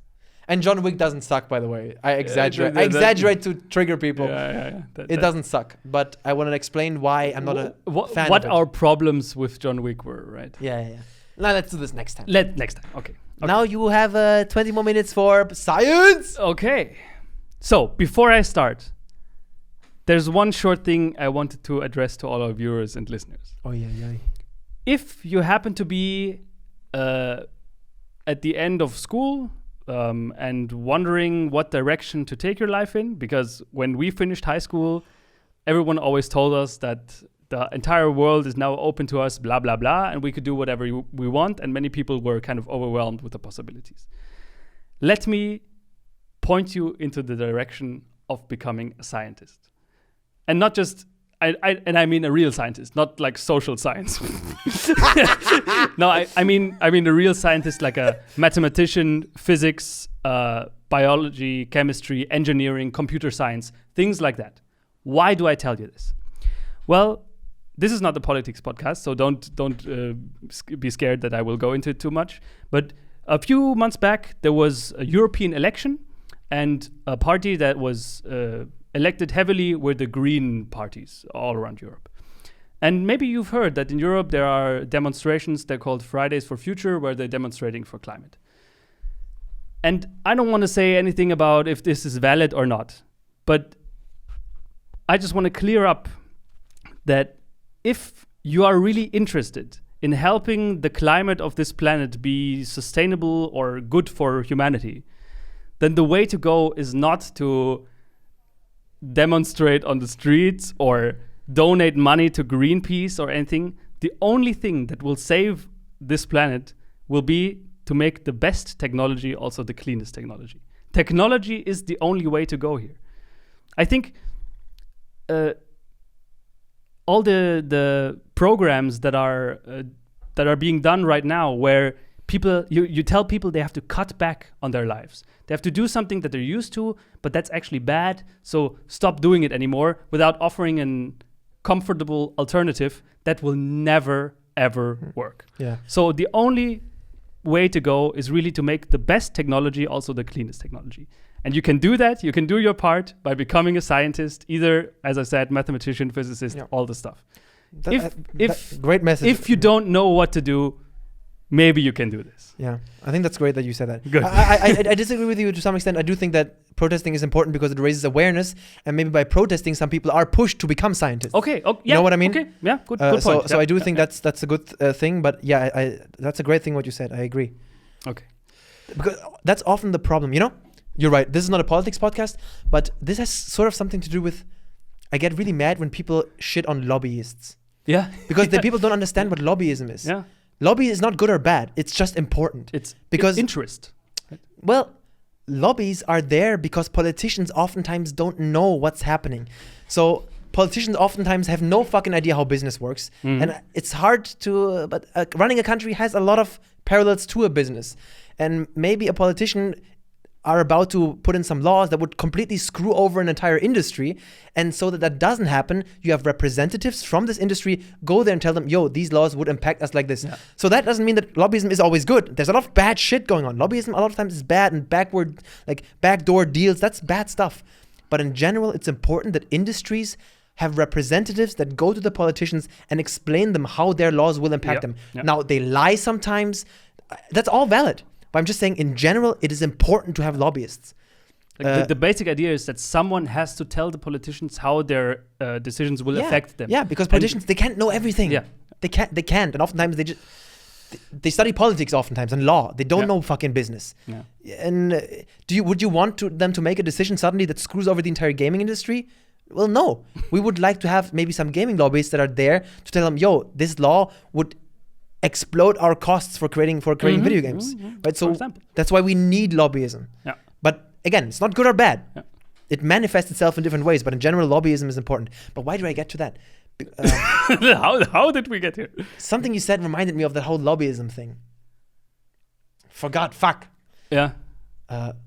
Maybe with a climate, because there's a lobby of climate scientists too, right? Yeah, on both sides. Because we talked about like how both sides, the climate, I'm just calling them climate change deniers and climate change activists. Both sides have to lie out of their back teeth to mobilize the most amount of people, which I think is also a wrong approach, which is why I said technology is the key here. I think now I remember, because I think due to this big protests and massive outrage and stuff, so then politicians become forced to take action. And then oftentimes they take action that's now this has something to do with lobby. So then they take action that is maybe detrimental to a certain industry, and then suddenly it hits the individual in their pocket, in their wallet, and then suddenly their mind changes. So people are willing to protest on behalf of the climate, but then the moment they realize, whoa, I have $200 less in my bank account each month, they're like, yo, what the fuck is this? And you don't want politicians to make decisions that are fucking up industries, because if we get more poor, then no one is fucking helped. That's going to lead ultimately to the opposite. That's why you need. That's why you should become a scientist. So there's a scientist lobby or technology lobby, let's call it like this, who then talks to the politicians, yo, we have these technologies, these innovations, these clean technologies that we need investment in this. This is how this is the way to fix it. Now I remember why I want to talk about lobby. So that we have actual scientists creating technologies who they have a lobby, and they can come to the politician, explain them. Explain sensible measures to take. Yeah. Because there are sensible and there are unsensible measures to take, right? Yeah. So, Good. That was just my short science segment introduction tangent. Oh, fuck. Now we get to the real science segment that I prepared for today. And as I have announced in the beginning, I wanted to do something with Zeno's paradoxes. So Zeno is a Greek philosopher, I think, pre-Socratic, so 400 BC, very old. And Anton was actually the one who brought these paradoxes to my attention. I've never heard of them, but many years back, Anton was like, Andi, why do you study physics? Movement doesn't exist. Because let's look at an arrow. You fire an arrow. I remember. The arrow is not actually moving, because when you look at it, when you look at it at a moment in time, it's not moving. And what's it? What? I know it in German. I can't put it in English. So the arrow, when you look at the moment in time, the arrow is at a fixed space and it's not moving. And where it's not, it's whatever. Yeah. But at the next moment in time, it's at another place and also not moving. That's what Zeno's paradox is trying to say. Like, movement doesn't exist because at every moment in time, things aren't moving. Yeah? At a fixed moment in time, things are not moving.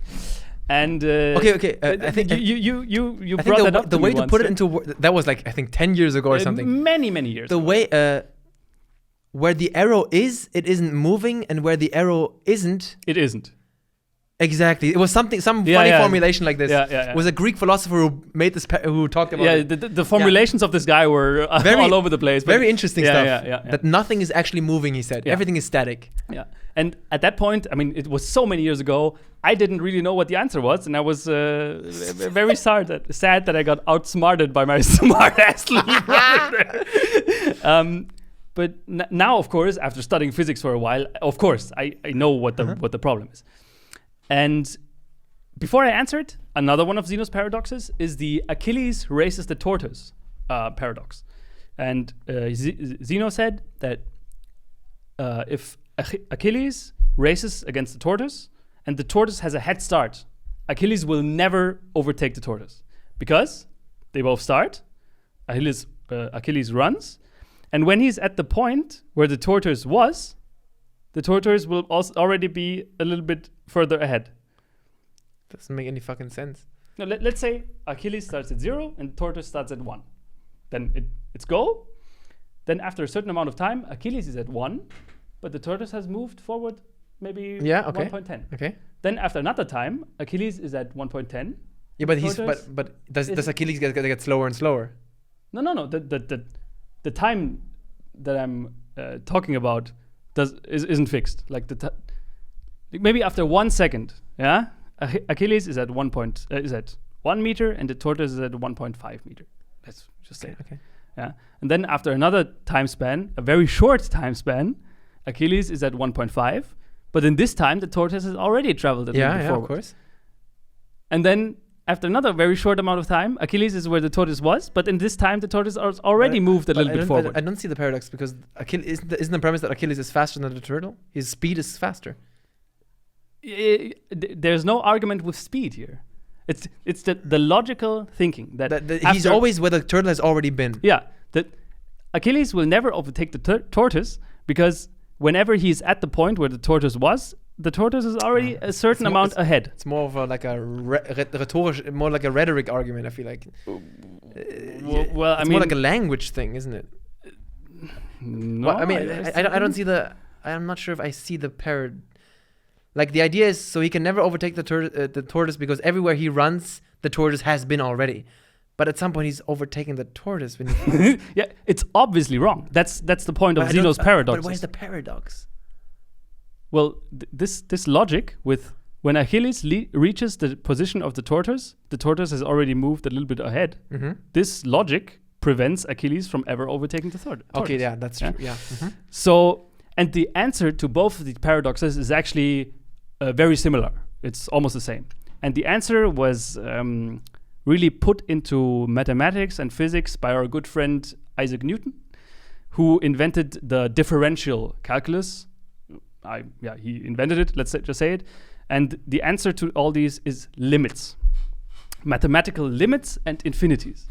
Because infinities are more common than you think and are less big than you think. I remember I talked with you once and I told you, and we were debating about is the universe infinite or not? And is the universe expanding or not? And then I said, yeah, well, I mean, the universe could be infinite or not. We don't know, but we know it's expanding. And you were like, well, how is it possible? If it's infinite, then it's already everywhere. And then my answer was, that's not, because let's look at the natural numbers. Yeah. 1, 2, 3, 4, 5. Mm-hmm. How many are there? Infinitely many. But is the number -1/2 part of them? Well, no. That is, There are bigger and smaller infinities. Exactly. It's true. Yeah. And to answer these paradoxes, there are Zeno's argument was because Achilles would take infinitely many steps until he reaches the tortoise. Yeah, the steps become smaller and smaller and smaller and smaller, but there are infinitely many. And Achilles' argument was a little bit like your universe argument. And if you sum up infinite amount of things, the sum has to be infinitely big. But that's actually not the case. You can sum up, you can make infinite series. A series is a sum. You can sum up infinite amount of things and still end up with a finite result. Mathematicians call this convergence. What the fuck? So, for example, let's take the series 1 plus a half plus a quarter plus 1/8, 1/16, and so on and so on. There are infinitely many. It converges at some point. Yeah, it will never overtake a certain value, and it's not only like I was under the wrong impression that it just gets closer and closer to a value. But it is infinitely growing at the same time. Well, it is infinitely. No, I mean it's not infinitely Yes, it's growing. you're constantly adding another number to it. It's constantly the number is constantly getting a bit bigger. Yeah, but it will never. There's a certain number that will never overtake, fuck. which is absurd, right? You say What the you fuck? think about I add infinite amount of things and I can never get bigger than this one number. Shit, How is this even possible? That is mindfuck, dude. But Oh my god. that is where Zeno was wrong. Oh my Because god. he didn't know, or the solution to the paradox is just because you add up infinite amount of things doesn't mean that your sum will be infinitely big. So in this case, you add up, Achilles has to take infinitely arbitrarily small steps, but after a certain amount of time, he will have reached the tortoise and then overtake it. And so, That is mindfuck, dude. you can have a number can infinitely grow, but never grow past a certain number. never. Yeah. I mean, the infinitely growing is maybe not mathematically Why correct. Why is it not infinitely growing? You're always plus 1/4, plus 1/16, plus 1/32, plus 1 millionth. Yeah. It's always growing a bit. Or is it not? Or? I mean, that's the thing about convergence. It kind of feels weird, right? Yeah, but it is growing. You're thinking about like, okay, I have made a sum and now I've reached 2. What if I just add another thing to it? Yeah. But no, you will not reach 2 if you stop at one point. If you stop at a certain point. Your sum will get closer and closer to 2, but it will never reach 2 until you go infinite. That is the thing about it. I hope and you then, guys are as mind blown as I am right and now. then, Fuck. Your sum actually doesn't just get closer and closer to 2. It actually is 2. That is the one part where I personally in my studies was convinced the most, which I always thought, yeah, it just gets infinitely closer. But it doesn't just get infinitely closer, it actually is. No, but it isn't though. That's the point. It is. No, but it is like metaphorically, but it isn't. But it isn't really. You see where the problem is. Like, it has to be really, but because we see that the Achilles thing is clearly Achilles overtakes the tortoise. So the infinite sum has to not only come close to reaching the tortoise, it has to get to the point where the tortoise is. It has to, like, but 1 2 plus a half. But 2 doesn't equal Limes. Exactly. That is exactly what it's about. But it doesn't 2 equal equals limes of this, the limit of this series. But it doesn't actually equal. It does. It is possible to compute infinite sums in mathematics. That is why infinities are so unwieldy. Yeah, but it reaches 2 in infinity. No. Yeah, it reaches 2 in infinity. That's what you said. It reaches 2 only if it actually goes to infinity. Then it reaches 2. But actually it doesn't though. It doesn't actually though. It comes infinitely close. No, it is 2. It doesn't come infinitely close to 2, it is 2. Oh, it is. Why? You can't think about the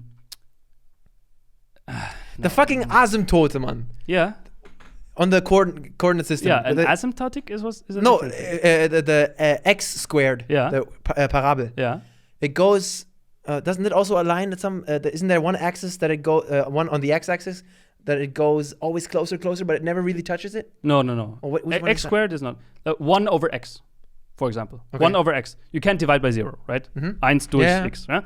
And when you compute that, or when you plot it, you will have like a part of the graph that gets closer and closer to the y-axis. Yeah, but so you're saying it at some point it touches it. You're saying it touches. No, because you're saying it is 2. No. That's something completely different. Oh fuck. I'm talking about infinite sums here. Series. Okay. I'm summing things up. This an asymptote really never reaches the point. But you can picture. But you can these Gleichungen. You can put them on a coordinate system. These Summen, these series. Yeah. You could put them in a coordinate system, and they would look like getting closer and closer to 2. That's what they would look like. They would get closer and closer to 2. Yes. Yeah. And because your coordinate system cannot be infinitely big, of course. Yeah, but then when it touches, okay. Let me hear you debunk this. Yeah. The moment it touches 2, it's still growing. So then it's 3. No. But then it can't touch 2. Yeah. Okay. It is infinitely growing by 1 of 16th, 1 millionth. It's always getting a little bit bigger. So that when we go to infinity, it touches 2. But then it's still growing because we're still adding numbers. No. Why? Then it will never reach 2 as long as you're still adding numbers. This is so fucked. I see where your problem is. Your problem is that like you think that an infinite sum is never done, right? Yeah, it's infinite. Yeah. No, it has infinitely many Summanden. Components. Components, yeah. But it doesn't mean that it has no end. You don't have to do them one after the other, right? Wait. What? Let's assume we're always adding another 1 plus 1/2 plus 1/4 plus 1/8 plus when we're never stopping. Let's assume we're never stopping. See that's already like kind of difficult to say. With stopping, you mean like, and we never stop adding time numbers. Or no, we never stop adding numbers. We infinitely add more. Oh fuck! So you're just saying every adding takes a finite amount of time, or I don't know, man. Because for a mathematician, I don't talk about time here. Time has no bearing on this all. It never ends. You keep adding numbers, and oh fuck, dude. Fuck. I don't understand why it is 2. It gets infinitely close to 2, but it will never actually become 2. Because if we say it is 2, we're still adding numbers, so then it will be bigger than 2. Well, that's then it's 3 at some point. at twice the infinity. That is a divergent sum. We call this divergence because when your sum gets bigger and bigger, like for example, 1 plus 2 plus 3 plus 4, that sum will never reach a bottleneck or boundary. It will just go towards infinity. By the way, this infinite series 1 plus 2 plus 3 is a different topic for another time, but because it's actually -1 over 12. But what the fuck? Let's not talk about this. Fuck that shit. So there are series that diverge that really get towards plus infinity or minus infinity that will actually never stop growing or getting smaller. But there are convergent series. It's a very special thing that not all series have. That they actually, because for a mathematician, it's not impossible to sum up infinite amount of components in one thing. Like you have to let go of this thought that every summation, like you do it stepwise in a step, and then you add another bit of, you add another one, and then you add another one. It's possible for a mathematician to write this all into one action. Some infinite amount of things, boom, in one step, poof. And then they're all summed, and then you have 2. in the case of our series. Exactly 2. Exactly 2. Not more, not less. Exactly 2. And only because of these limits. I will debunk you right now. How many items do I have in my hands? 2 or an infinite amount? Well, no, but I have 2 items in my hands. Not that no one's converging towards infinity here. Okay, good it's example. Not the same thing. Here, my 2 hands. Yeah. They, with the argument of Zeno, it will be impossible for my left hand to reach my right hand. If both are moving. Because no. This is fixed. Okay. Yeah. Because to reach it, I first have to travel to the half. And then I have to travel to this half. In relation to that. And then I have to travel to this half. And with your the way you're saying it, I will never reach it because I always have to travel like in relation to it. Yeah. You're always in relation to the thing. Yeah. But it's infinitely many half steps that I have to take. And you're getting infinitely close. But it's actually no, I'm actually reaching it, right? No, but you're not I mean? actually reaching it. I mean, look here. Well, obviously that's your hand doesn't work at some point. You're getting infinitely close. You're getting infinitely close, but you're never actually there. I'm just talking about the position, okay? This hand just has to get to the position that this hand was in. Obviously, I did it. Yeah.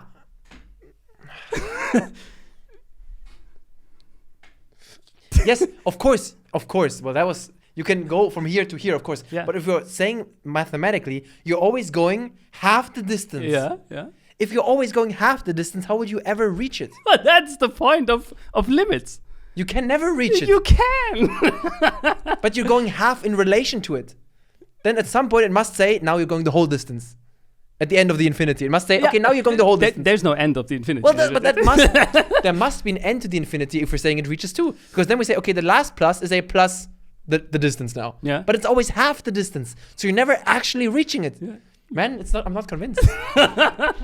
Fuck this. Yeah. I mean, I see and I bewundere, I admire your stoicism here. So what you're saying is a mathematical fact, right? Yeah. But do you... Okay, I can accept the mathematical fact. I have to accept it, of course. But do you actually see the... Do you think it's logically retraceable? Because I just don't see the logic in it. If you're always going half in relation to what you're reaching, you are never going to reach it. No, I personally think that the way that the thing that opened my eyes is not to think about sums to be things that you do one after the other. Yeah? Even if I'm not always going adding half a step, I'm doing the entire thing in one go, and then I see that it can be broken down into half step. Okay, probably the audience already probably pissed at me that I'm so fucking dumb.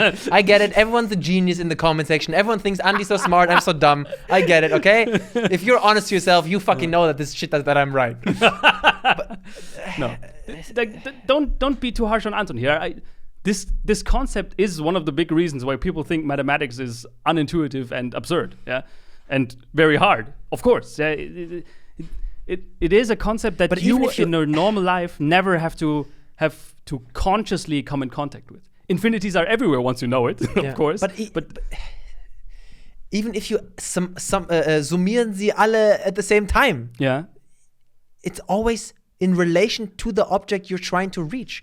There's never going to be the one that says in all the components. There's never one that says plus the leftover distance. It's always plus the leftover distance plus in relation to the object you're reaching. Even in infinity, I don't understand this. It's never 2. It's infinitely close to 2. Fuck, dude.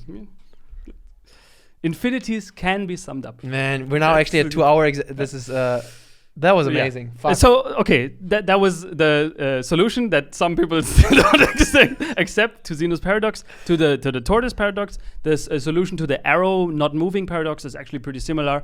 It's let's say, so the arrow is at position 1, and a second later the arrow is at position 2. Then you can say, okay, half a second, then the arrow was at another position, and then you make this time period between them shorter and shorter and shorter and shorter. But the fraction that you have, which is the speed, will always stay the same. Even if you go if you make the time that you look at smaller and smaller and smaller and smaller and smaller, it's also a mathematical limit. And in the limit, the time becomes the smallest possible value, but the speed still stays constant. The velocity of the arrow still stays constant. So at the smallest possible time, you still have a value for its speed, which is why movement is possible, of course. And then when you go into quantum mechanics, I'm sure there's a very smart ass listener/viewer out there that says, well, I mean, in quantum mechanics, there's this uncertainty relationship. Yes, I know. Zeno probably didn't know that though. His paradox didn't factor in quantum mechanics because in quantum mechanics, this entire arrow paradox is actually right and completely fucked. Yeah. What the fuck? Fuck. Science is so fascinating, man. Oh my, I hope we could at least persuade one person here to go into science. That's already a win. Dude, that would make me... You don't have to tell me. But maybe in 5 years... If it happens, it's good. Imagine in... Oh, it's okay. We're actually almost done. Andi's thing just went off. So imagine in 20 years, we've seen some magazine. I was actually inspired by the Ranton podcast. That'd be epic. Okay, Andi can't say bye now, but I will say bye. No, Andi, you can say bye. Goodbye, people. Bye-bye. That was a lot of fun, guys. See you next time. See you next podcast. If you want to be a Patreon, it really helps out a lot. You can ask podcast questions. I hope you enjoyed this. The Patreon money really helps out a lot. And thank you. Bye-bye. Goodbye.